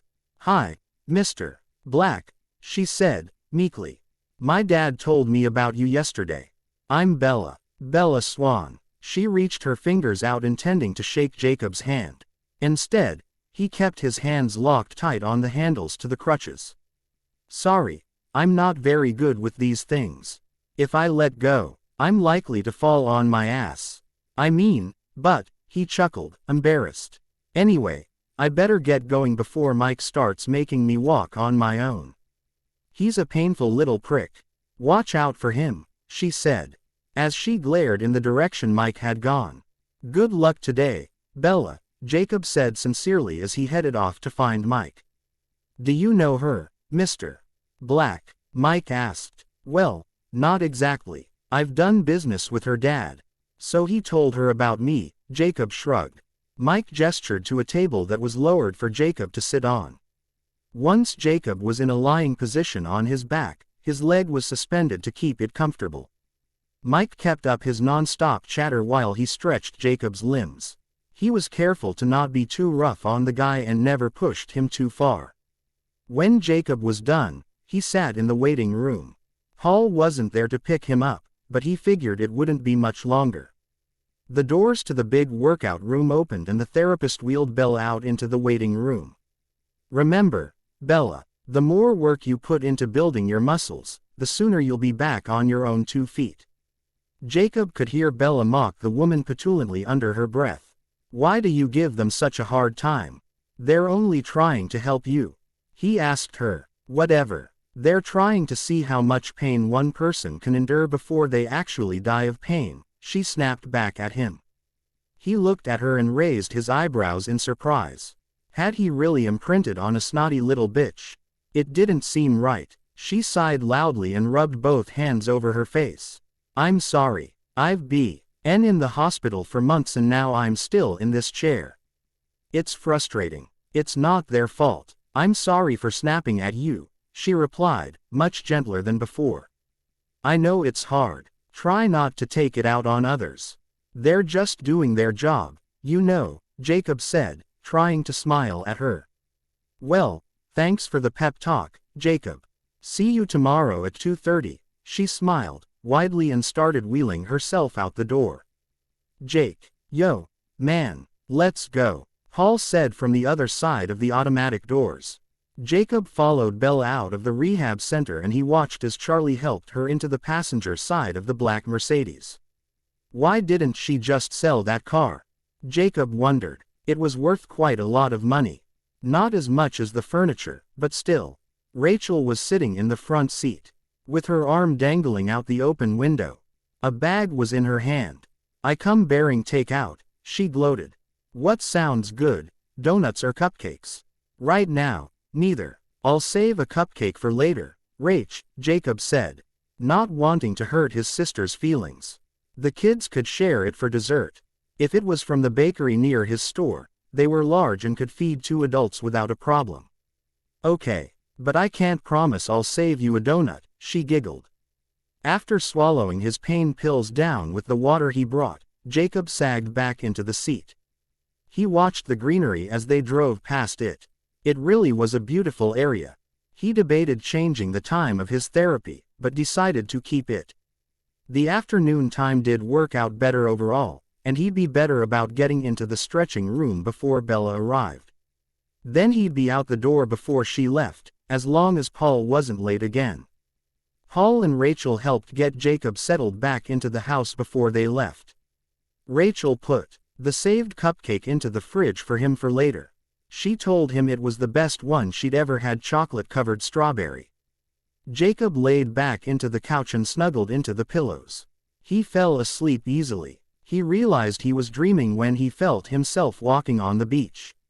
He looked down at his leg and saw the brace had been removed. There was no pain anywhere in his body. He also felt tremendously happy. In his dream, Jacob spun around in his happiness to be free. Feels good to be free, doesn't it? He heard a woman chuckling beside him. He turned and saw Bella standing a few feet from him. She looked healthy and carefree, none of that grumpiness he saw that day. "You're healed too?" he asked dumbly. "This is a dream, I think." "So isn't everyone," she chuckled. "Why are you in my dream?" He asked another dumb question. "I don't really know that." "Want to race?" She laughed and turned, running as fast as she could down the beach. Running after her, Jacob hooted and laughed. He caught up to her easily and they both crashed into the sand. Bella righted herself and sat on the sand, staring out into the ocean. "That was fun, thanks. I don't really have a lot of friends," Bella said. "Really? What about your friends that took you to the hospital?" Jacob asked, looking puzzled. "The Cullens. They aren't my friends. I don't want to talk about them," she responded bitterly. "Okay, we won't talk about those bloodsuckers," Jacob hissed under his breath. Bella gasped loudly. "How do you know that?" Her eyes were wide and her mouth gaped. Jacob awoke with his heart pounding in his chest. Did Bella know what they were? What did she know about monsters and magic? Did she know about the Quileutes? Twilight belongs to Stephanie Meyer. I'm just living the dream. The kind where Jacob and Bella get together. I also do not claim to know a thing about medicine or how the screws in broken bones work. I know I've seen some grotesque pictures online, and haven't done research. So if I'm wrong, it's okay, just go with it for me. After being startled from sleep by the dream of Bella, Jacob went to the bathroom before returning to the couch. His body was sore from being broken and healing, so he laid back down to get some more sleep. He slept for several hours without awaking again and he had no other memories of dreaming at all. The kids were getting dressed for bed when Jacob was consciously awake. He floundered around until he made it to the kitchen, where he perched on a bar stool. Each of his kids came and gave him a long hug and a quick kiss before skipping off to bed. Overall, Jacob was still groggy from the sleep, but he looked around the kitchen while rubbing his tired eyes. He stretched both arms over his head, carefully, and then tilted his head to both sides. A loud yawn soon followed, but gentle hands reached under his shirt and rubbed up his back. "Hey, sleepyhead," Danny whispered, as she placed a few kisses on the back of Jacob's neck. Jacob expected the rise of goosebumps that he usually got when she did this, but instead there was nothing. He turned himself on the stool and Danny stepped in between his knees. He smiled at her, but his eyes still droopy. Jacob said her on the lips and found he didn't have to force himself to enjoy it. It was a nice feeling, a comfortable feeling, one that he knew. "Sorry, I slept through dinner and bath time," he apologized. "Don't worry about it, I mean it. You do whatever you need to do to get better," Danny said. "By the way, Billy wants to come over in the morning for a while. He said he'd find someone to drop him off and pick him up." "Okay, it's been a bit since I've seen him. I wonder what's been going on," Jacob thought aloud. "I've been keeping in touch with him. He knows you're focused on getting better, he didn't want to bother you." She smiled and ran a finger down his cheek. "He's my dad. He's not bothering me." Jacob looked down at the floor feeling ashamed that he was so focused on himself that he hadn't even bothered to call his own father. Jacob wrapped his arms loosely around his wife's waist and rested his forehead on her shoulder. 2 days. He had been imprinted for 2 days and he was already forgetting important things. "Jake, why don't you get back to the couch? If you fall asleep on me, we'll both be on the kitchen floor," she said. He just smiled at her like a goon. "Not like that," she laughed. "Yeah." Cobb got up and struggled his way back to the couch. Danny brought over a plate with chicken casserole and salad for him. The next several weeks' routine at home was similar for Jacob and Danny. He would fall asleep for hours after his physical therapy and wake up in time to give the kids hugs and kisses before they went to bed. Danny would bring his leftover dinner to the couch, while she worked folding laundry or grading papers. Billy had come to visit a few times, as well as Paul and Rachel on the weekends. Paul continued to shuttle Jacob to and from therapy. Much to Jacob's annoyance, Paul had started picking him up a few minutes later each day. Jacob had talked to Paul a number of times about being there on time, but Paul had plenty of excuses. Things at their store needed tending, he was eating lunch and it took too long. Or he was on the phone with a customer. Jacob backed off because he knew that Paul was doing most of the day-to-day work at the store. However, this left time. Jacob didn't want time. He didn't want spare time.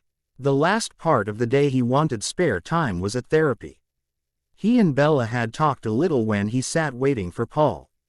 Nothing too personal, mostly benign things like the weather and her dad, but also discussing their individual progress on healing. Yet, the one thing that Jacob noticed was that the ice had seemed to melt away from Bella. She was kinder to the staff members. Except for Mike, she still glared at him when he got too close to her. But she didn't talk to him or say anything rude. Everyone commented on how much progress she was making. Jacob also noticed that when she came out of the doors, she had a smile on her face. She wasn't smiling at anything or anyone in particular, she only seemed happier. One afternoon, Jacob sat waiting on Paul. He was at least 20 minutes late and was not answering Jacob's calls or texts. He was getting annoyed and frustrated. If he knew that Paul wasn't going to be there, he could make other arrangements to get home. It was incredibly annoying having to rely on someone to take you places. If only he was completely healed. A black minivan pulled up in front of Jacob and the passenger window rolled down. In the driver's seat was Bella. "Hey, I saw you're still sitting here," she commented. "Did Paul forget you this time? Can I give you a ride?" Jacob stood and walked over to the window, resting his crutches against the van and his forearms in the open window. "You're driving?" he asked, surprised. He looked to see she was still in the wheelchair and had hand controls installed. "Yeah, my newfound independence. You like?" She grinned, holding her hands out. "I can give you that ride." Just then a horn honked behind the van. Jacob leaned back and could see Paul waving to him. "Nah, thanks, though. Paul's finally here." He rolled his eyes. "Okay. Hey, wait a second. I wanted to say thanks. You know, for setting me straight on my attitude," Bella said, but she looked out the windshield to avoid eye contact. "Oh, you're welcome," he started when Paul rudely honked the horn 3 times. "I gotta go. See you later." "Who are you talking to in the fancy wheelchair van, Jake?" Paul asked, as he peeled out of the parking lot. "Remember the girl in the wheelchair, our customer, Charlie Swan's girl? She got an accessible van, I guess. She offered me a ride," Jacob answered. "Oh yeah, it would be nice to not have to wait around for you." Paul laughed. Jacob turned and looked at his brother-in-law to see if he was serious about such a suggestion. "I don't mind picking you up. Don't worry, I wouldn't leave you with a strange woman. Rachel would kill me. Danny, too," he said. "Tomorrow, I have a doctor's appointment at 9 o'clock, so don't forget to be here early to pick me up.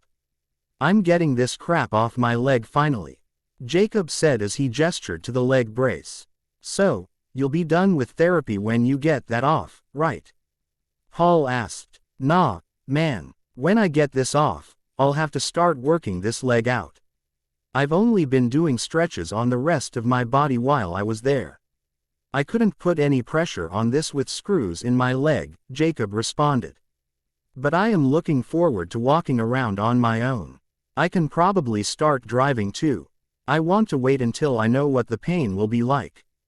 "Thanks for the ride, Paul. See you later," Jacob called, as he headed into the house. Jacob went into tea. He housed and headed to his current bed, the couch. He propped his leg up and checked his email for work. Things were, thankfully, going well in his absence. He called his dad to check in and talked with him for a little while. After that, he sat staring around the living room. He had backed off the pain medication some and didn't really have a lot he could do. He wasn't ready to pass out asleep. Or so he thought. In a few minutes, Jacob was snoring soundly on the couch, with his foot propped up and his head on the back, mouth open. He was dreaming again and was sitting on the beach, gazing into the ocean. It was quiet and he felt at peace. When he turned his head, he finally noticed Bella was sitting on the sand beside him, looking out at the ocean too. "Hey," she said, looking at him. "Hi, how do we keep meeting like this?" he asked. "I'm not sure. This is different than the usual dreams I have." "Well, nightmares really," she breathed. "Nightmares? Of what?" "The Cullens. Vampires. The attack, you know what put me in the hospital." She shrugged. "Why do you think we're here? Do you want to tell me about it?" He turned to face her. Bella turned toward Jacob and they were facing each other with their legs crossed. Bella took a deep breath before starting. "Well, I know this is going to sound crazy. But all things considered, we're having this talk, so I guess it's not as crazy as one might think," she breathed out in a rush.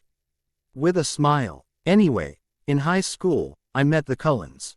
Edward was in my biology class and Alice was my best friend. After graduation, we all went east for college.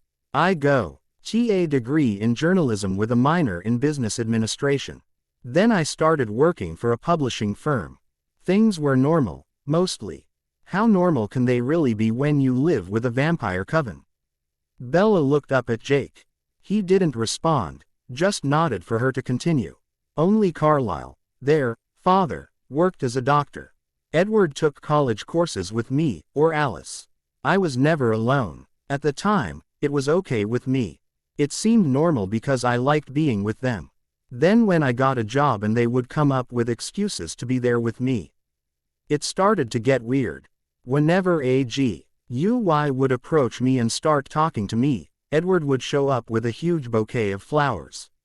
One day at a work luncheon, one of my coworkers asked me why one of them was always around, if I was in the witness protection program or something." She paused, and gazed out into the horizon, seemingly lost in her thoughts. Jacob reached out and brushed her arm gently with the backs of his fingers. She looked back at him. "Finally, I confronted them. I asked them why they were following me everywhere. Why I couldn't have a life of my own. They all got defensive, saying they were doing what was best for me. I got mad. Of course, I fell. I am the world's biggest klutz. I went down 2 flights of stairs. Like you know, I ended up broken and battered. But more than just my body, my heart was broken. They brought me to the hospital.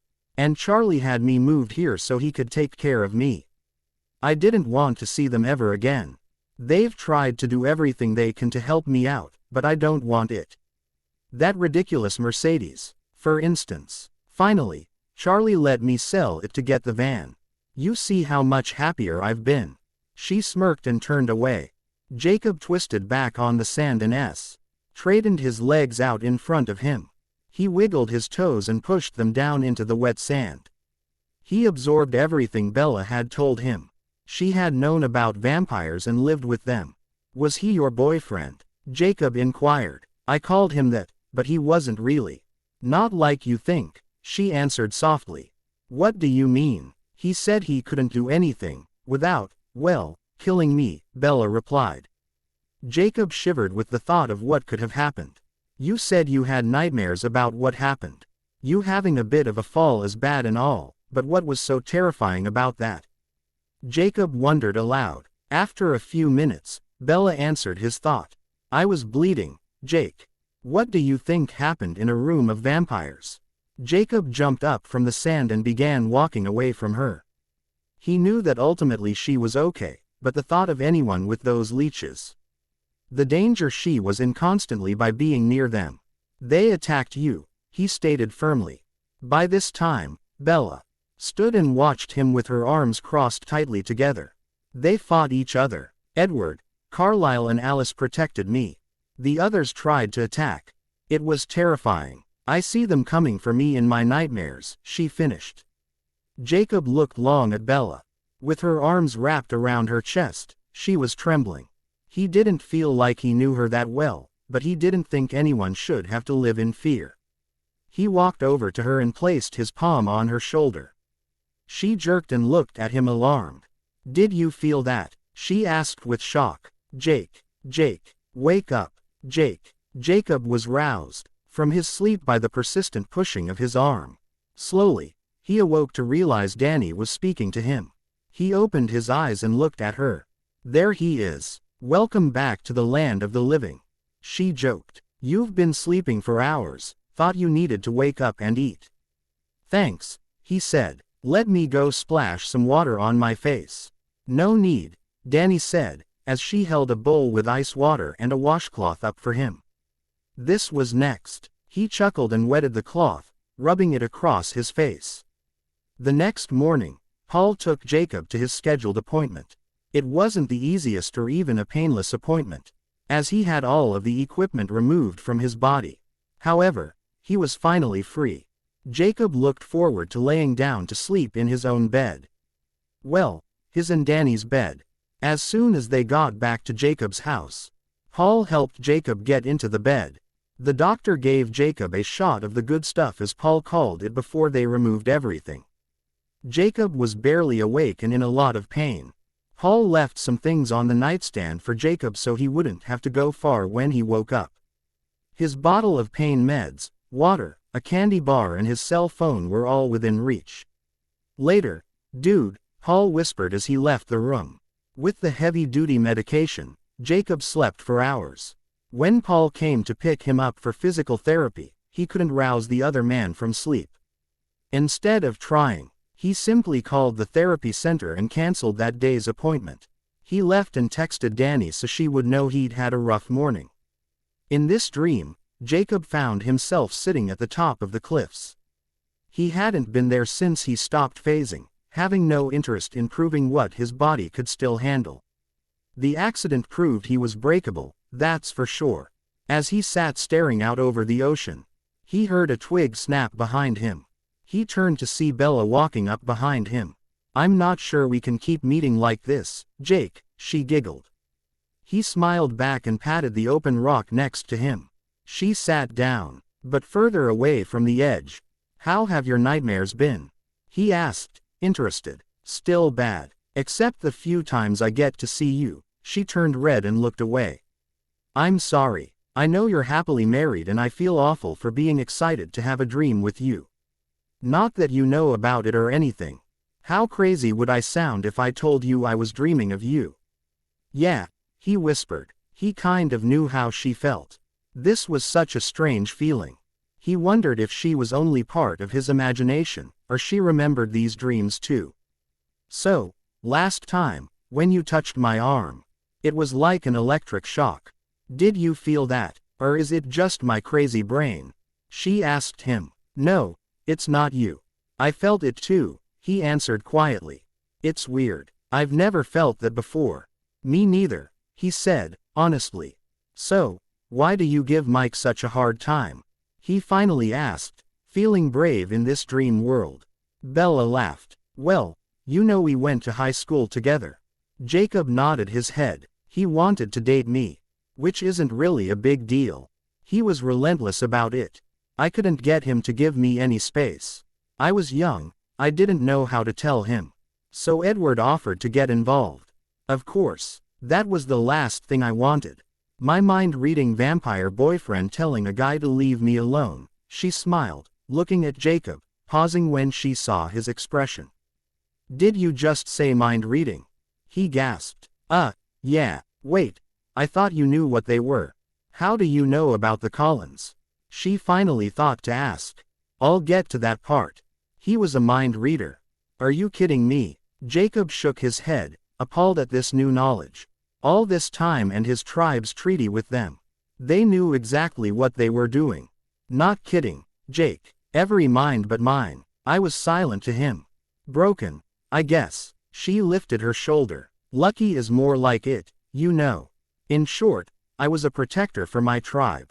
We could change our shape into wolves. After they left Forks, we were able to stop shifting. I'm just a plain old guy now, he said.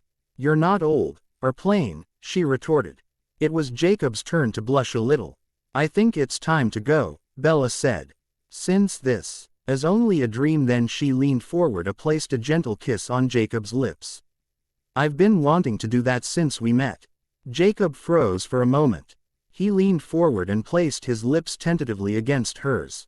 Then, she opened her lips just the smallest bit and slid her tongue out to taste his lips. They continued the kiss and deepened it.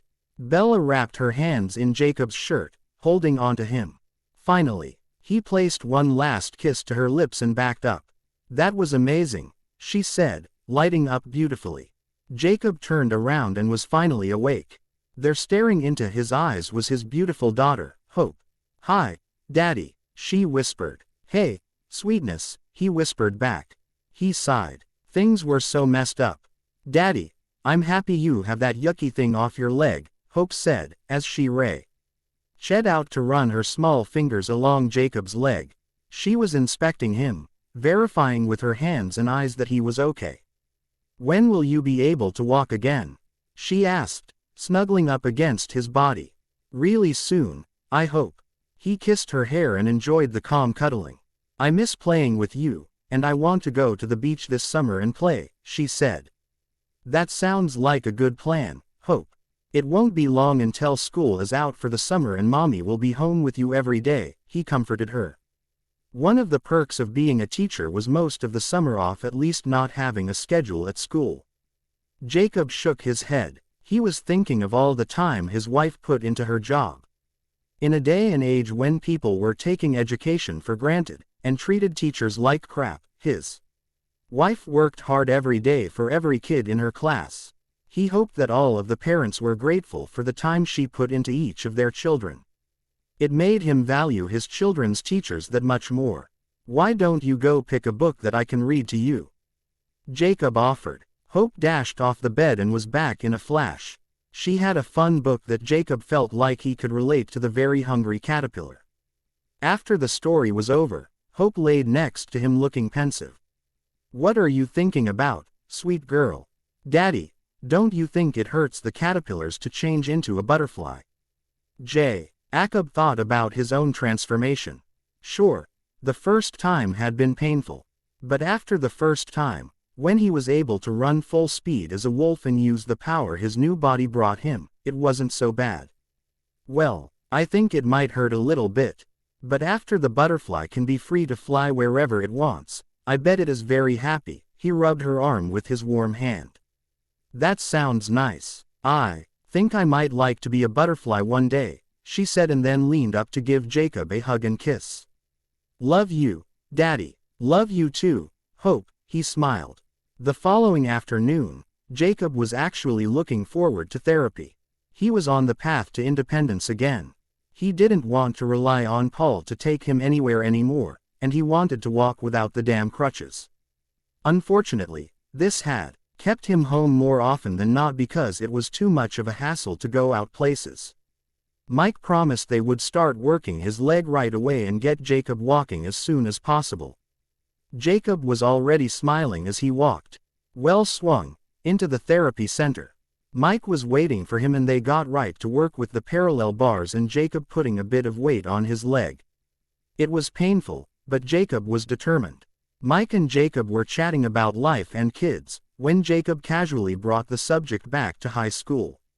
He had been wondering how much of his dreams were in truth, if at all. "So, did you go to school at the same time as Bella?" he asked nonchalantly. "Yeah, man, she was way different then than she is now. She's the ice queen now," he chuckled. "Is that because of her accident?" Jacob pressed. Mike stuttered. "That was a first." "Well, no, she and I sort of dated," Jacob questioned. No, we didn't date. She didn't like me like that." Mike blushed brightly. "Yeah." Cobb decided to let the guy off the hook and change the subject to high school antics and the trouble that Jacob got into with Embry and Quill. They were laughing when Bella came in. This time, she was using a walker and was upright. Bella and Jacob stood staring at each other. The tension between them was obvious. Mike, who was ever oblivious to social cues, interrupted their mutual appraisals. "Look at you guys, both standing on the same day. What a funny thing," he chuckled. Bella turned a light shade of pink before slowly moving herself toward her therapist. This time, Jacob remained in the in therapy room the entire time, and he found his eyes kept straying to Bella. She was working really hard, and the sweat could be seen dripping down her face as she worked her body. Bella, I'm proud of the progress you have made. But we've got to be careful not to overdo it, you know, her therapist praised and warned her. I know. I feel like I've finally seen a glimpse of the light at the end of the tunnel, and I want to keep progress going, Bella said as she wiped her face with a towel. Jacob's session was over, and again he was waiting on Paul. This time though, his brother-in-law had the RTESY to text him that he was running late. Jacob sat on a bench underneath a tree a little ways from the door and began playing games on his phone to kill time. Jacob felt her before he saw her. Bella was coming toward him and rested beside him on the bench. Paul's late again, huh? She laughed. Yeah, but this time, he let me know he's on his way. Nice change, I guess, Jacob grinned back. I am looking forward to the day I don't have to rely on him. I know exactly what you mean. I guess I'm kind of lucky, she smiled, looking down in her lap. What? He breathed. She looked at him, puzzled. Well, somebody recently told me I was lucky. She hesitated. Somebody who thought they were old and plain. They finished together. Both of their eyes widened with shock. Neither was brave enough to broach the topic of the dreams to the other. Oh my gosh. No way. Bella stood, embarrassed. Now, this married man knew that she had been dying to kiss him. That was a dream. How many people did things in dreams that they wouldn't really do in real life? She tried to get her body moving forward, but it didn't want to cooperate.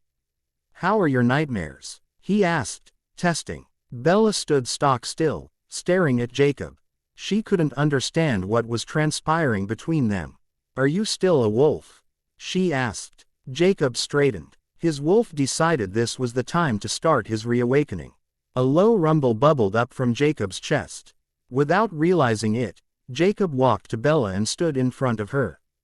He turned his head to the side, studying her, debating whether this moment in time was another dream or reality. His body was no longer in pain, a sign that he was dreaming. Yet, they never saw each other anywhere but the beach. Am I dreaming? He asked, quietly. No, Jacob, I don't think you are. I don't think we were, either. I've got to go. I'm sorry. I don't understand any of this. Bella turned and retreated as quickly as she was able to her van. Jacob stood there like an idiot. He didn't realize P. Owl had pulled up in front of him until he honked the horn. Jacob blinked and then looked around him, snapping out of his stupor. Holy shit, he had to go see Billy. Right now. Jacob walked to Paul's truck and got in, leaving his crutches behind on the bench. I thought you still needed those. Paul asked, confused. Apparently, I don't. I'm healed. Nobody knows but you. Take me to my dad's house, please. I've got to talk to him. Jacob said in a near command, and Paul was surprised at the compulsion he felt to obey. Jacob swiped his phone open and called his dad to make sure he was home. Billy asked if everything was okay. Jacob said he wasn't sure yet. When Paul pulled into the driveway, he started to get out of the truck with Jacob. Jacob shook his head and told him to go. Jake, what the hell is going on, man? I pull up and you look like you've just seen a ghost and you're suddenly healed after months. You think I'm not worried? He asked incredulously. Oh, no. Oh shit, you saw a vamp. Didn't you? Paul, calm down, please. I did not see a vampire. I will explain to you eventually. Let me talk with my dad, so I can figure out what is going on first. Jacob got out of the car and ran up to his childhood home. He flung the front door open and walked in, calling out, Dad. Jake, Billy said with astonishment from the kitchen. What look at you. Explain, son. Well, Dad, I was kind of hoping you could, Jacob said.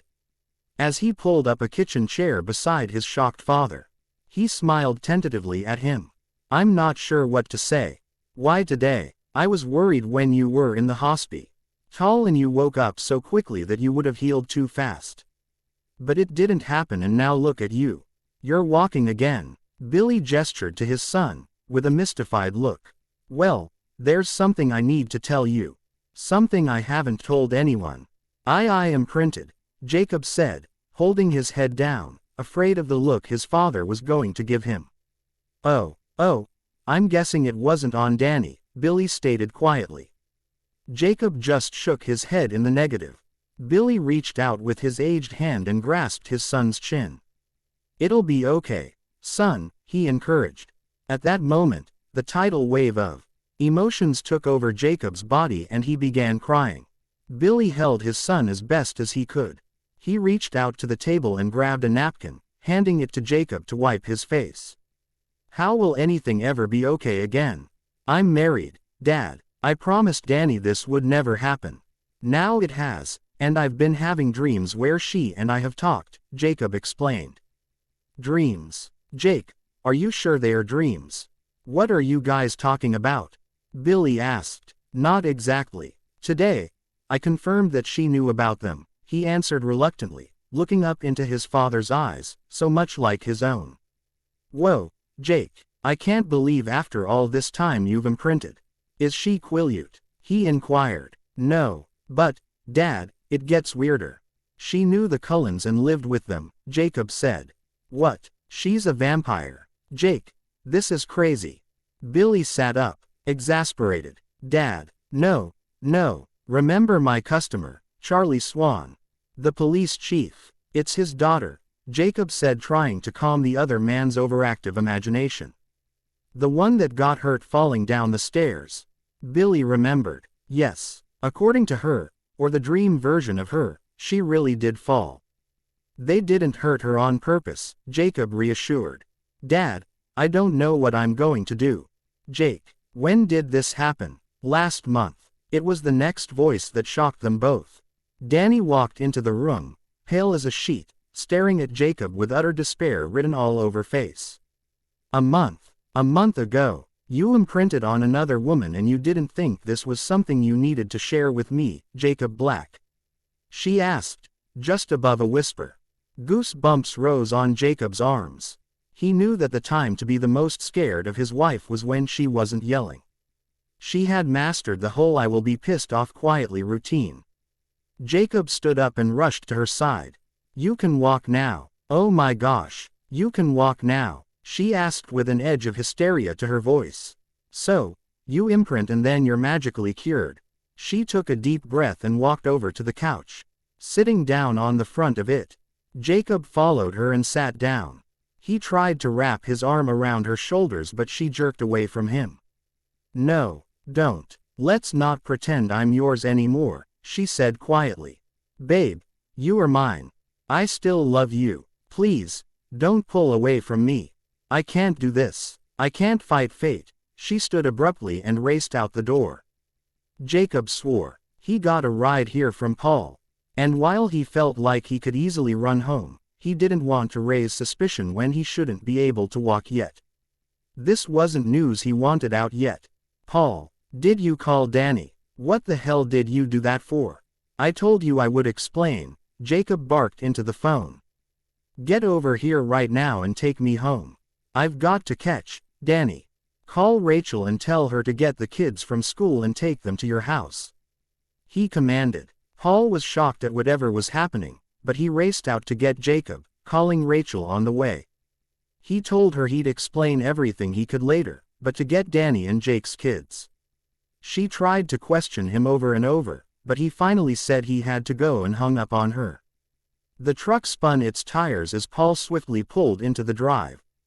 Jack Obe was already waiting impatiently and ripped the door open, hopping in, telling Paul to go the moment his body was within the vehicle. Jake, you better start explaining right now. What the fuck is going on? Paul raged. I will explain everything to you, after I stop my wife from leaving me.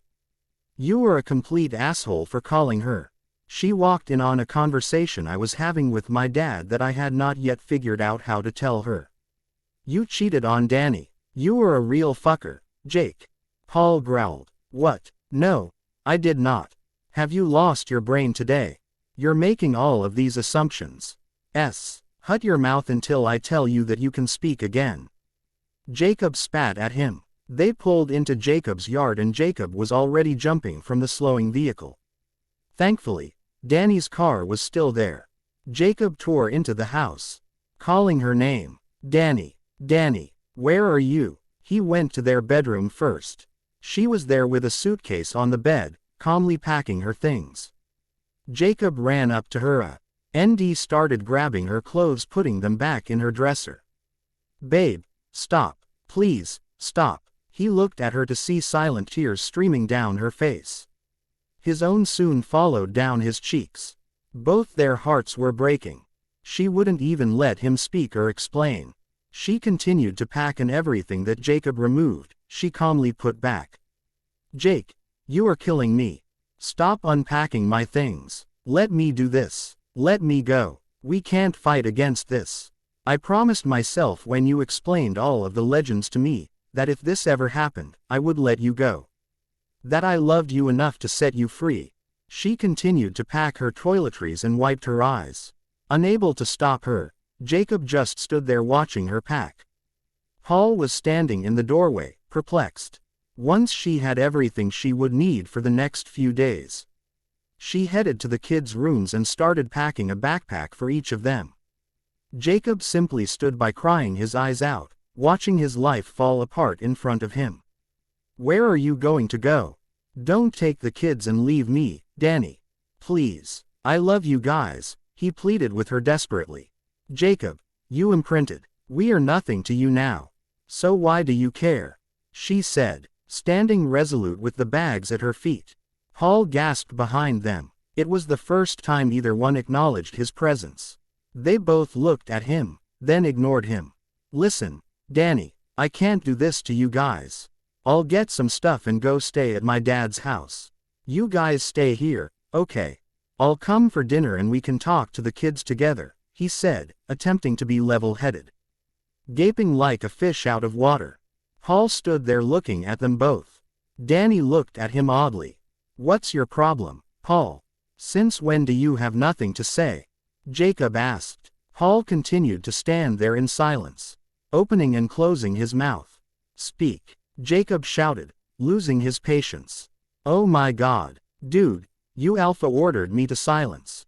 He snipped. Asshole, he whispered before telling them what he was trying to get out all along. Don't worry about the kids. Rachel is picking them both up, and they can spend the night at our house, while you guys work this out.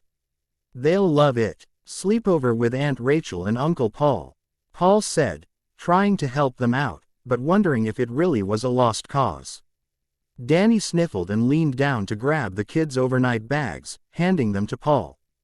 Thanks, Paul. I'll call them later to say good night, she whispered, and then turned and went to sit on the couch.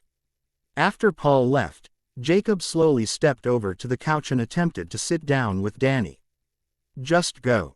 Go now, she yelled. Wanting to please her, he grabbed a duffel bag and filled it with the things he would need for a few days.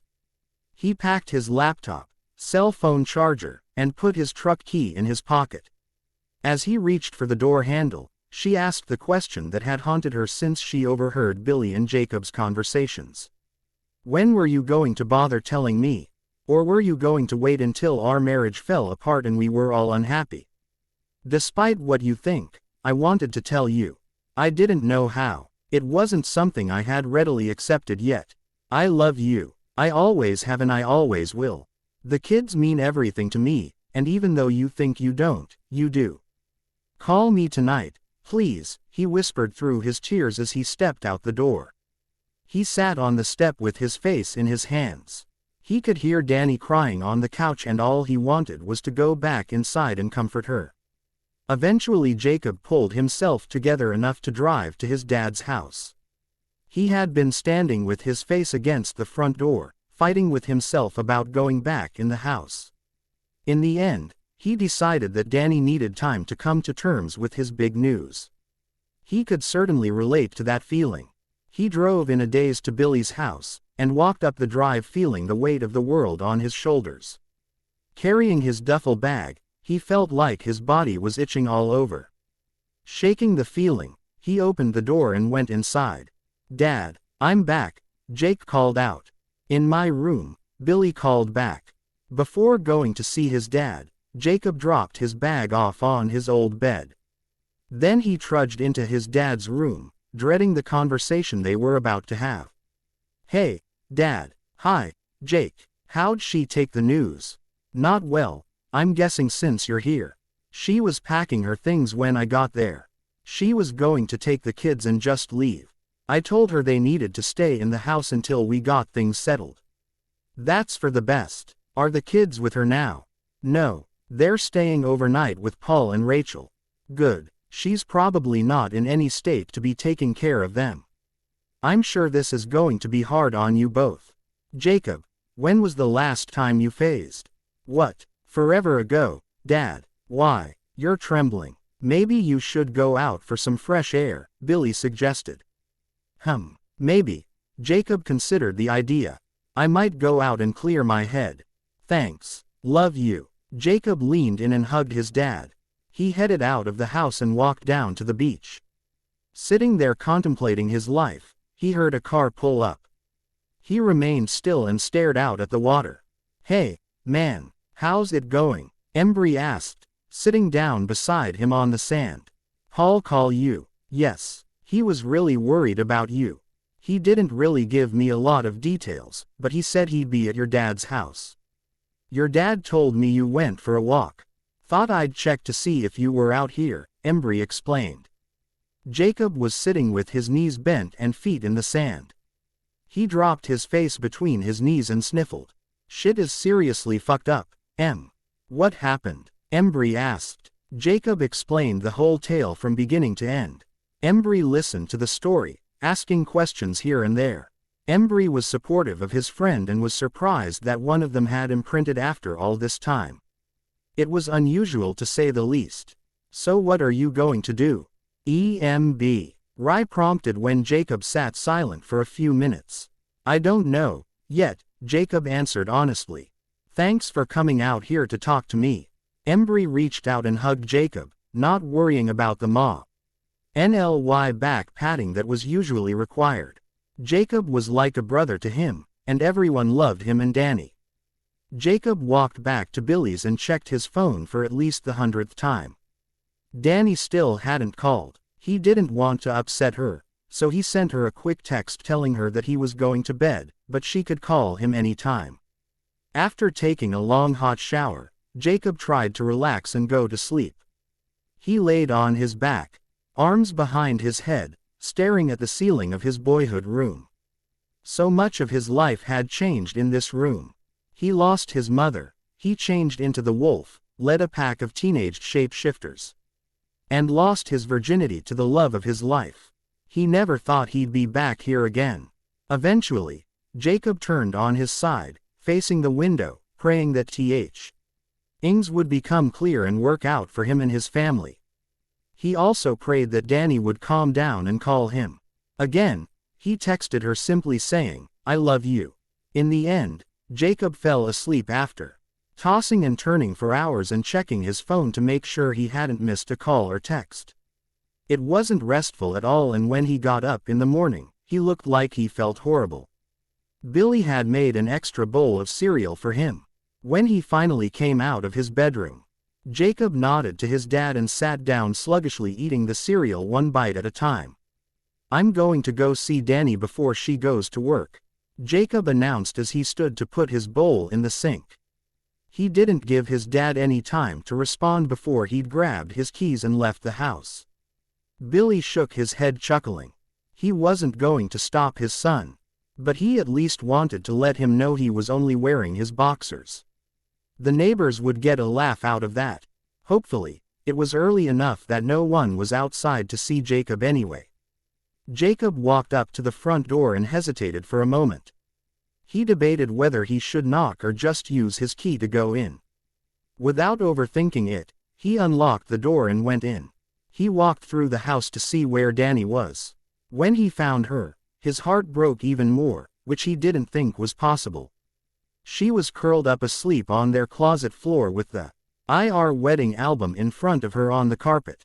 Carefully, Jacob lifted the album and put it back in the box. He set it back on the shelf and lifted Danny's exhausted body into his arms. The rocking sea hair they bought when Riker was born was still sitting in the corner of their bedroom, so he headed that way. Her body was cradled in his arms and he held her close as tears streamed down his face. He kissed her hair and her forehead, anywhere he could reach without jostling her around too much and waking her up. She sighed and whimpered, "What are we gonna do, Jake?" He looked down to see that she was still asleep. He stood and carried her over to the bed. He laid her down on her spot and pulled the blanket up over her. Then he laid on top of the covers holding her body as close to his as he could and fell back to sleep. They were both emotionally exhausted and neither stirred for hours. It was the smell of breakfast and coffee that finally tugged Jacob from his restful sleep. When he opened his eyes, he wished that he could forget everything that had transpired. But the swollen feeling in his eyes reminded him that this was his new reality. He looked down at his body and realized he was wearing only his boxers. Smiling at himself, he stood and walked over to his dresser and grabbed a pair of gym shorts. The sight before him in the kitchen took his breath away. Danny had her hair pulled up and was wearing short shorts and a tank top. On the table were pancakes, bacon, sausage and fresh fruit. Jacob eyed the food, but walked up behind his wife and wrapped his arms around her body. She sagged into him and he held her tightly as she cried. Jacob reached out and turned the burner off and moved the frying pan off the hot stove. He gently turned Danny's body around and hugged her tightly. They stayed that way, both crying for a long while. Danny finally let go and leaned back against the counter. "We'd better eat. The food is probably cold by now," she said hoarsely. Jacob nodded and turned around. He wasn't really hungry, but since she had gone to all that effort to make him a nice breakfast he would eat it for her. He stacked some pancakes on his plate and stuck it in the microwave for a few seconds to warm them back up. Then he divided them up between the two of them and poured syrup over them. Danny sat down and started to eat. She picked at her food, not really hungry either. In her mind, if she cooked a nice breakfast, then everything would be okay. The reality was that even a gourmet breakfast wasn't going to change anything. Once the food was done, they cleaned the kitchen together in silence. Danny poured 2 fresh mugs of coffee and put them on the table. Jacob sat across from her and watched her stir the cream and sugar before he cleared his throat. She looked up at him. "I am going to go to a divorce lawyer today. I'll get everything all drawn up. If the kids and I are going to keep living here, you're going to need to find a place to live where they will have their own rooms. Unfortunately, Billy's house isn't really big enough for them to stay with you on your days. I already made payment arrangements with all of the doctors and the hospital, so once you're back to work, you should be able to afford to rent a 3-bedroom house. For now, though, you can visit them here. I'll go out and take care of errands or visit with friends so you can have your time with them," Danny announced. Jacob only nodded his head, a giant lump stuck in his throat, preventing him from responding. He took a tentative sip of coffee and cleared his throat. He said the only thing he felt like he could. "If that's what you want, babe, I'll get that taken care of today if I can." She nodded in affirmation and took her full mug to the sink and dumped it. "I took the next couple of days off school so I can manage the paperwork of the divorce and talk to the kids about it. I think it's best if we're simple with them and tell them that mommy and daddy love them very much. But we decided it's better for us to live in different houses now," she continued as though she was explaining what the day's weather was going to be like. Jacob couldn't take it anymore. He stood up and walked out of the room. In the living room, he grabbed the portrait from their wedding and returned with it to the kitchen. "I promised you forever when we got married. I am not giving up on us," he declared. Danny reached out and took the picture he was showing her. She gazed at it lovingly and rubbed her finger across the dusty glass. It was a day she would forever remember fondly. "Forever wasn't yours to give, Jake," she said, her voice breaking. "Don't do this, babe. Don't do this to our family. I can fight it, I can make it work," he vowed to her. "No, Jacob, I will not let you do this to our family. I don't want the kids to see you fall out of love with me and fall in love with another woman. I want them to see the best of us both. The only way we can do that is if we split up now. I'm doing what's best for all of us. Can't you see that?" she demanded, staring into his eyes. He didn't agree with her, but he didn't think he could get her to see that right now. It was all too much. "Okay, Danny, okay. I'm going to go back to Billy's and start looking into a rental house close by." "But a rental house? I'm going to give you some space for now, but it's not what I want. I want you to remember this. It isn't what I want," he bellowed. He started to walk out, but then changed his mind and went back to her.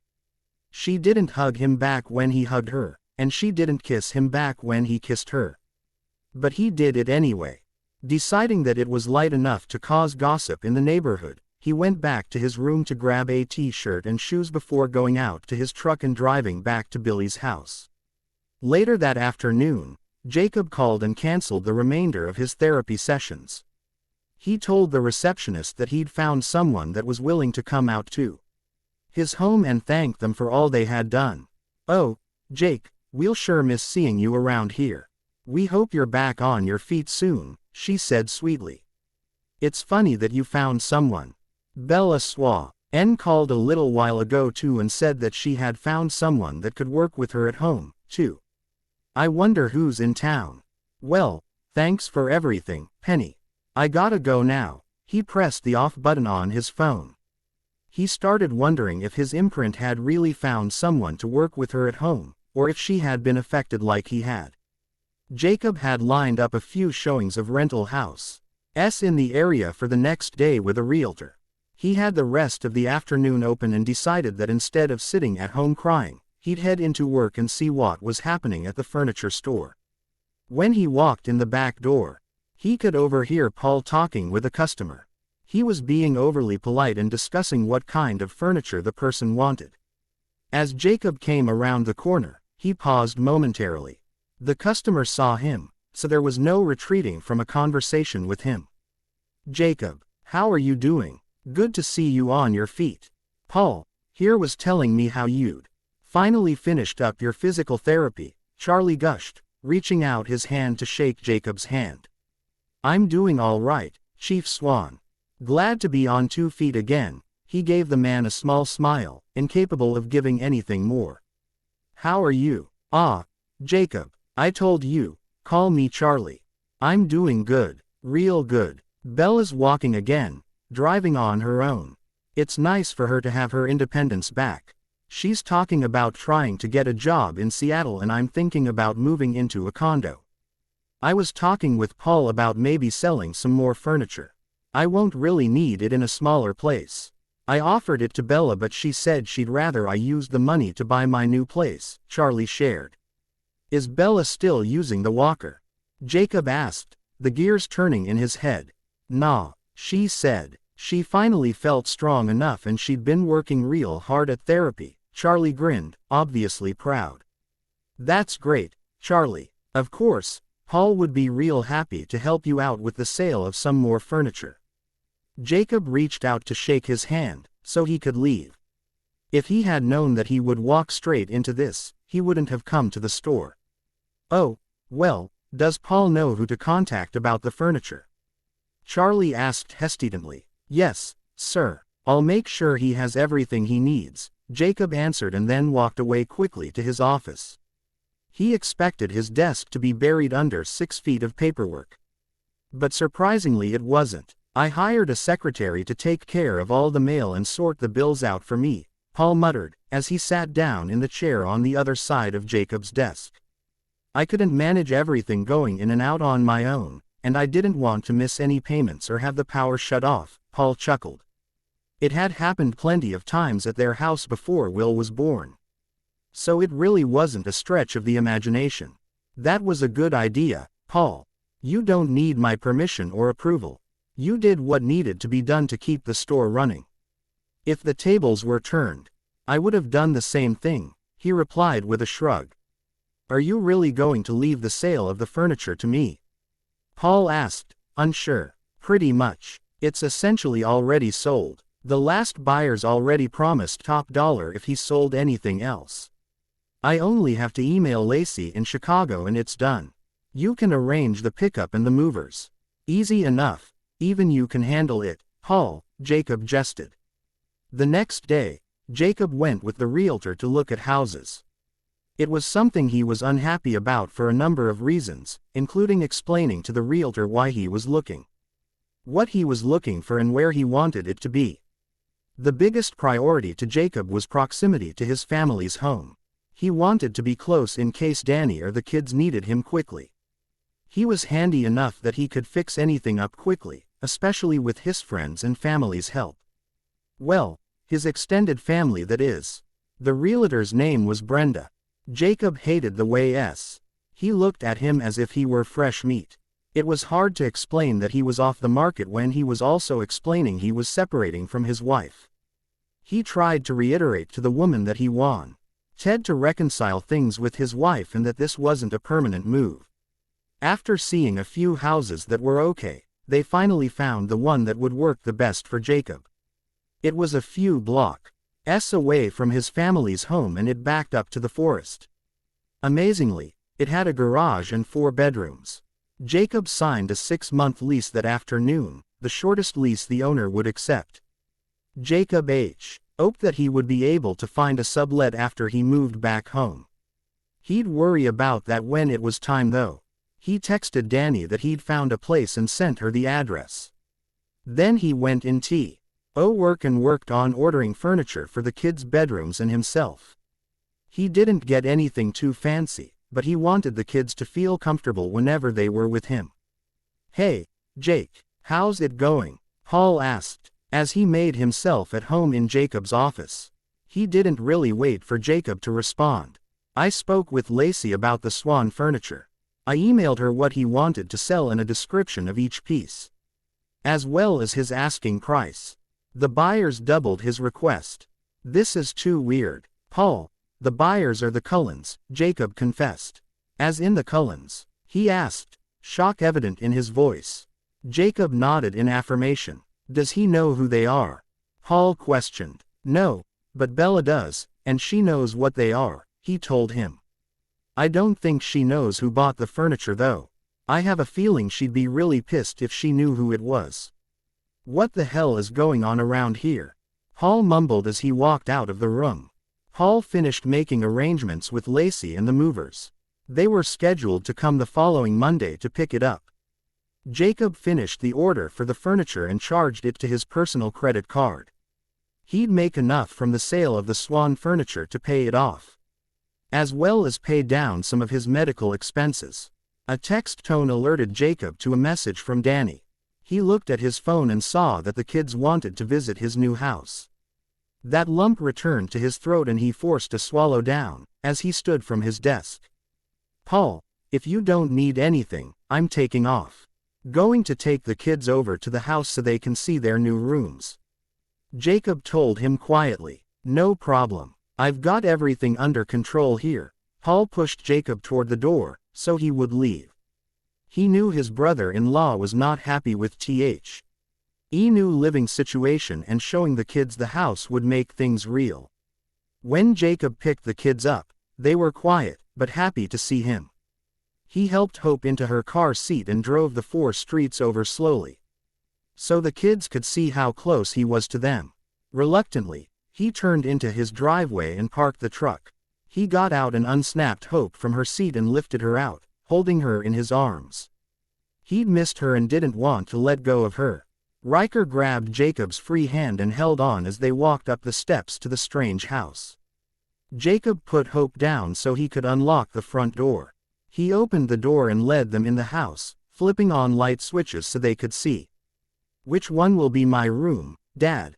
Riker asked. "Which one do you like, buddy?" Jacob responded. He took a deep breath. He didn't really want to choose a room. Choosing one made it sound like he wanted to stay here, and he didn't. Not really. Not because he didn't want to see his dad, but simply because he wanted his parents to be back together.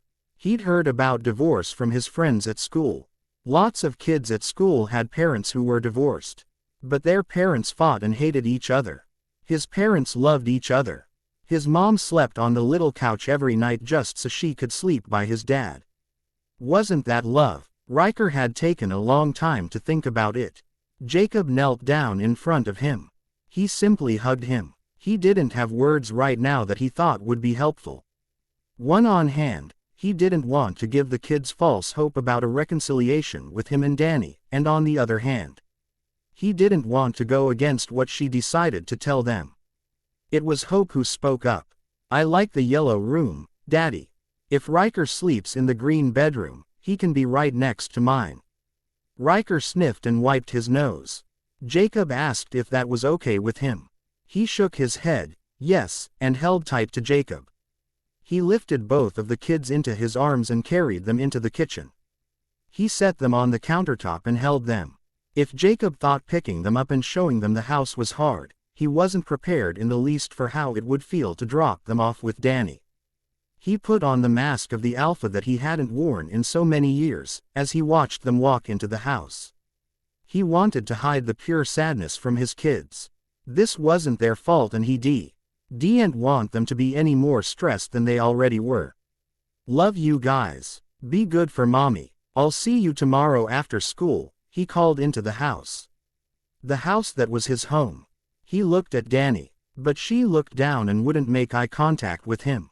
When he reached a hand out to her, she turned away and shut the door. That action had been too much and Jacob phased for the first time in years. Luckily, he'd been able to get back to Billy's house and park his car before the feeling overpowered him.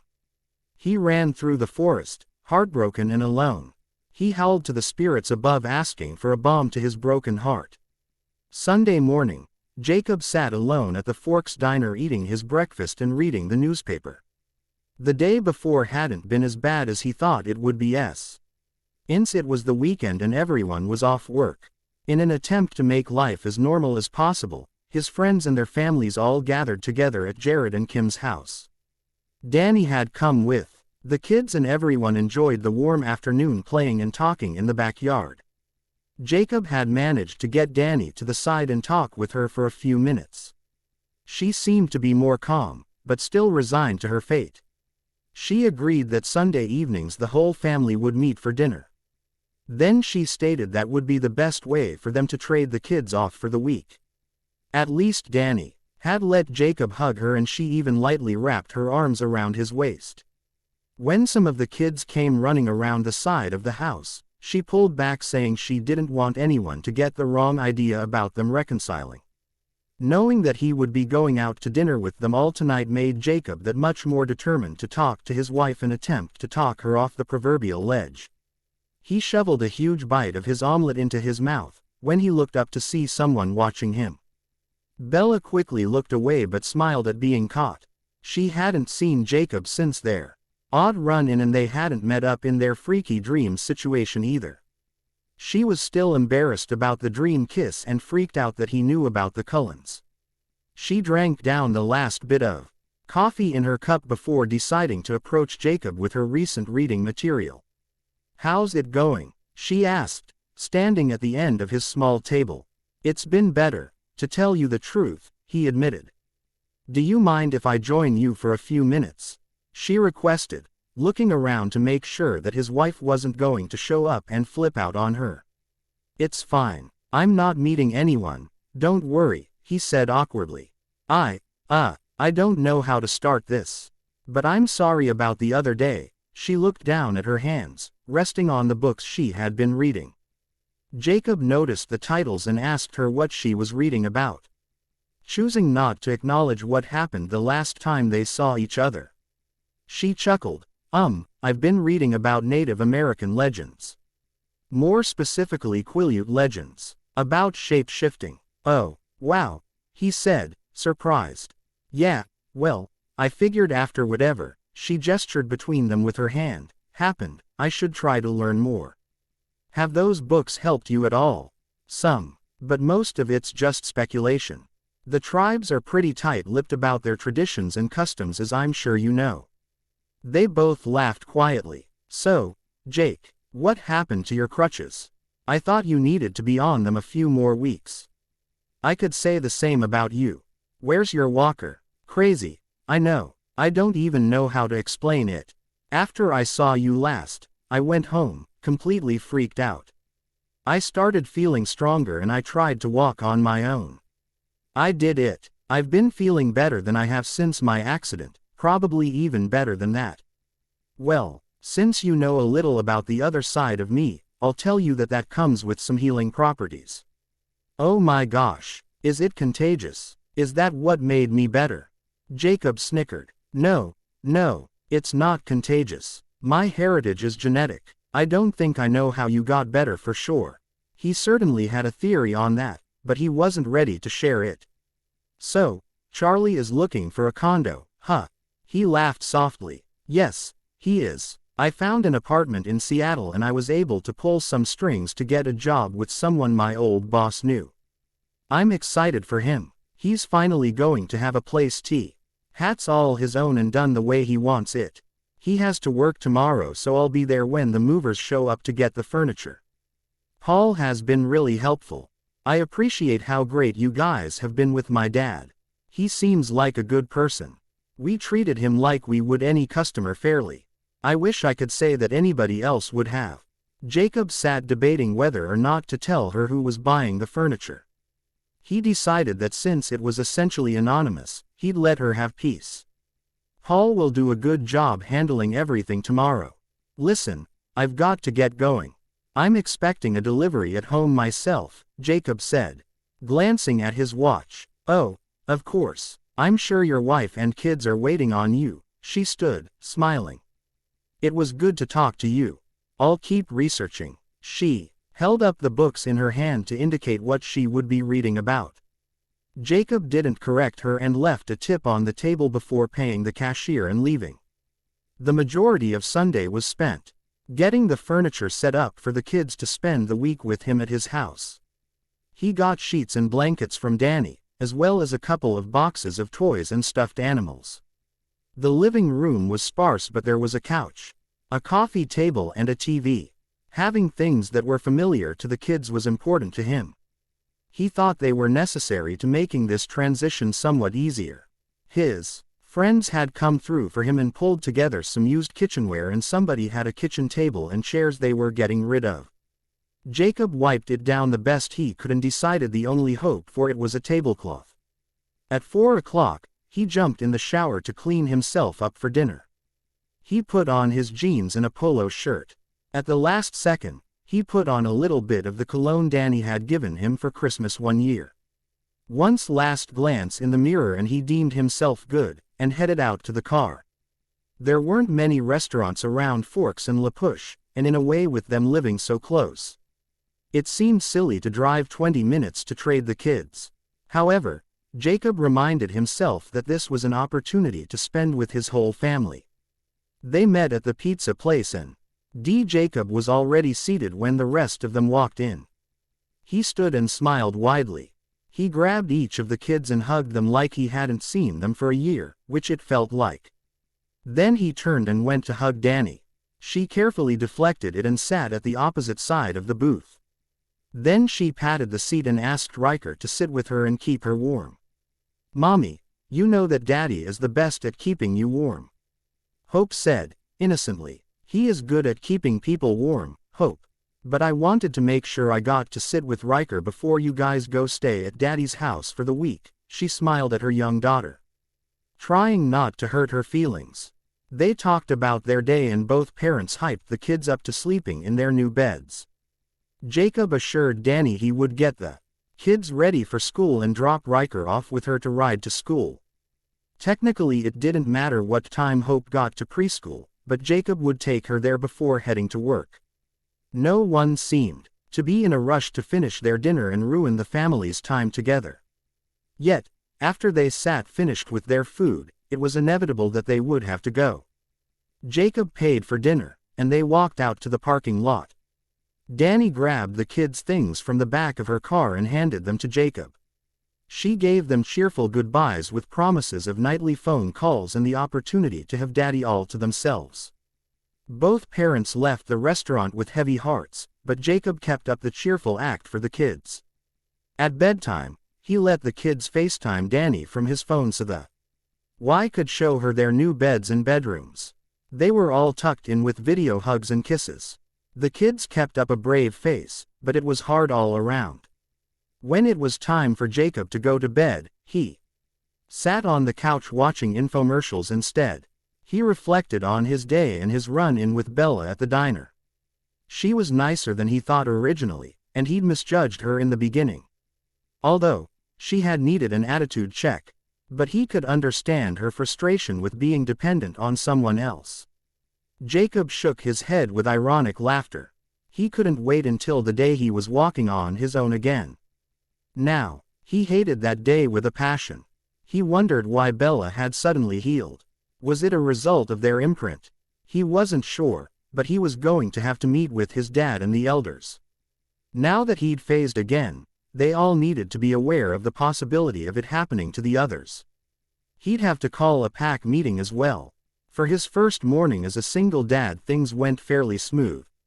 The kids weren't as peppy as they usually were, but both were helpful in getting things ready to go. Jacob finished getting dressed for work and announced he was ready to roll. Both kids chuckled at their father's catchphrase for leaving. After dropping both kids off, Jacob went into the store early. No one else was there yet, and he wanted to look through their inventory. He also wanted to start thinking about making furniture again with Paul to get some nice custom pieces back in the showroom. Since Jacob was going to have every other week free, he'd better start finding ways to keep himself busy. It wasn't long before Paul called Jacob asking him to fill in for the Swan furniture pickup. "Paul, you know where you're asking me to go, right?" "Jacob, I am aware of that.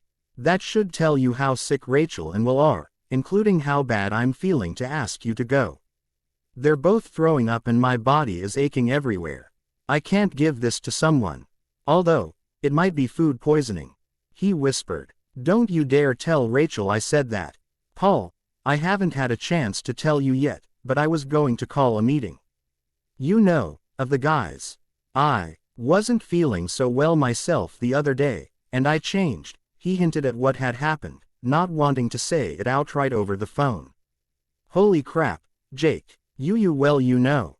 he asked, surprised. "Yes, so be careful. If you start feeling like that, go for a walk and let me know." "I hope everybody feels better soon," Jacob said before he hung up.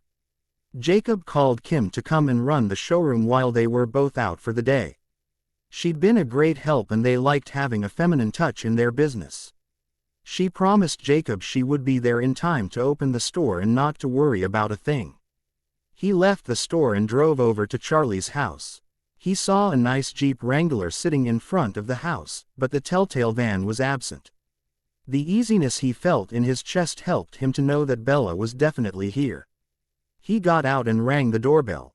"Jake, hey, what are you doing here?" she asked, surprised to see him there. "Sorry, Paul got sick and couldn't make it," he apologized. "Oh, that sucks. Well, come on in. Do you know which pieces were sold?" She stepped back, opening the front door widely for him to enter.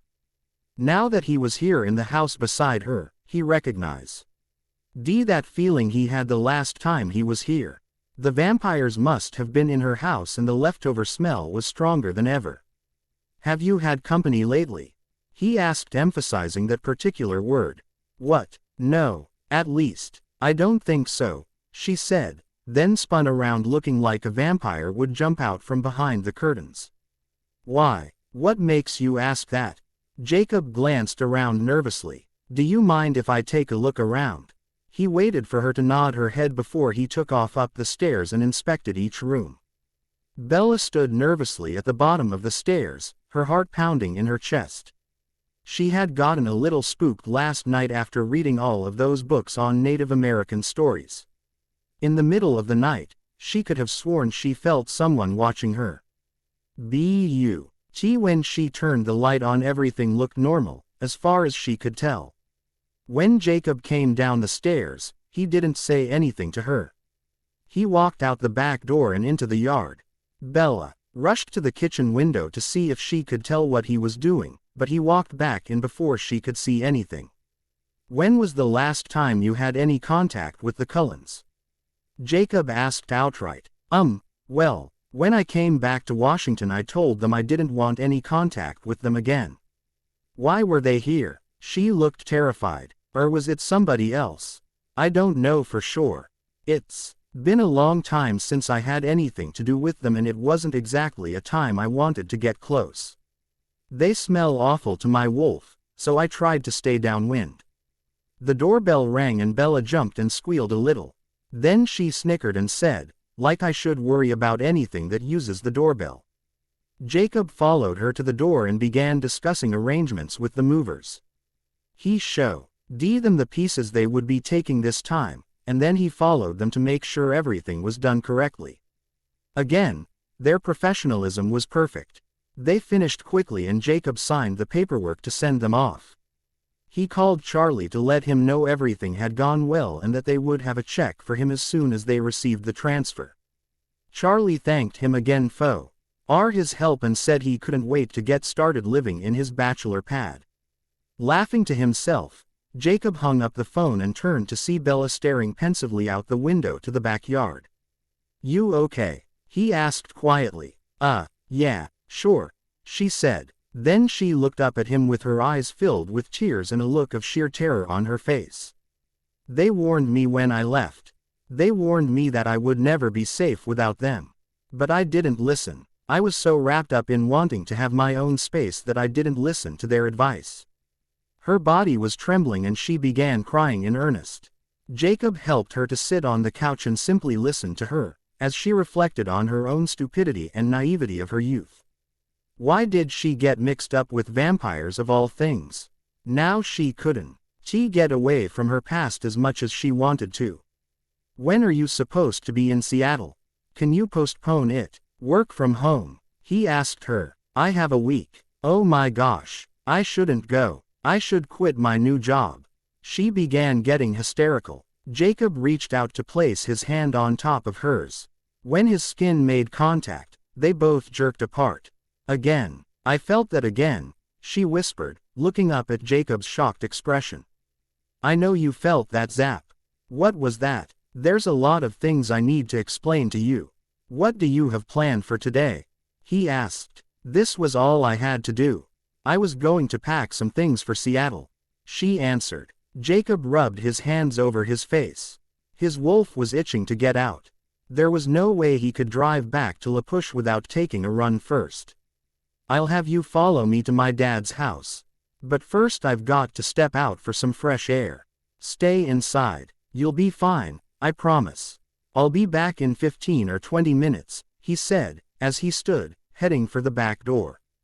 He made a beeline for the woods and within seconds is on 4 feet running through the woods following a scent. It seems fresh, not years old. Jacob still isn't sure if it's the Cullens or not, but he follows it for a ways before turning around and running back to the Swan house. Jacob puts his clothes back on before jogging back up to the house. Bella has her jacket and shoes on, with her purse over her shoulder. Ready to leave the house? Ready? She asked. Yep, Jacob answered. Did you get another new car? I didn't need that van anymore, so I traded it for my Jeep. Do you like it? It's pretty nice. That's a $40 car, though, you know. He teased. Oh, trust me, I know, she said seriously. On the way to his dad's house, Jacob called Kim to ask about the store. She said things had been quiet for the most part and she was fine without him. Then he called his dad and prepared him for their arrival. Billy assured him that he would be there and that he would do his best to explain the legends to Bella. Billy told Jacob that he would talk about imprinting, but he refused to tell Bella that she was Jacob's imprint. He knew it was his place to tell her about it, but he wasn't looking forward to that part of the story. However, there was no way he would go on without telling her about it. Danny had taught him that much. A mistake that he'd try not to make again.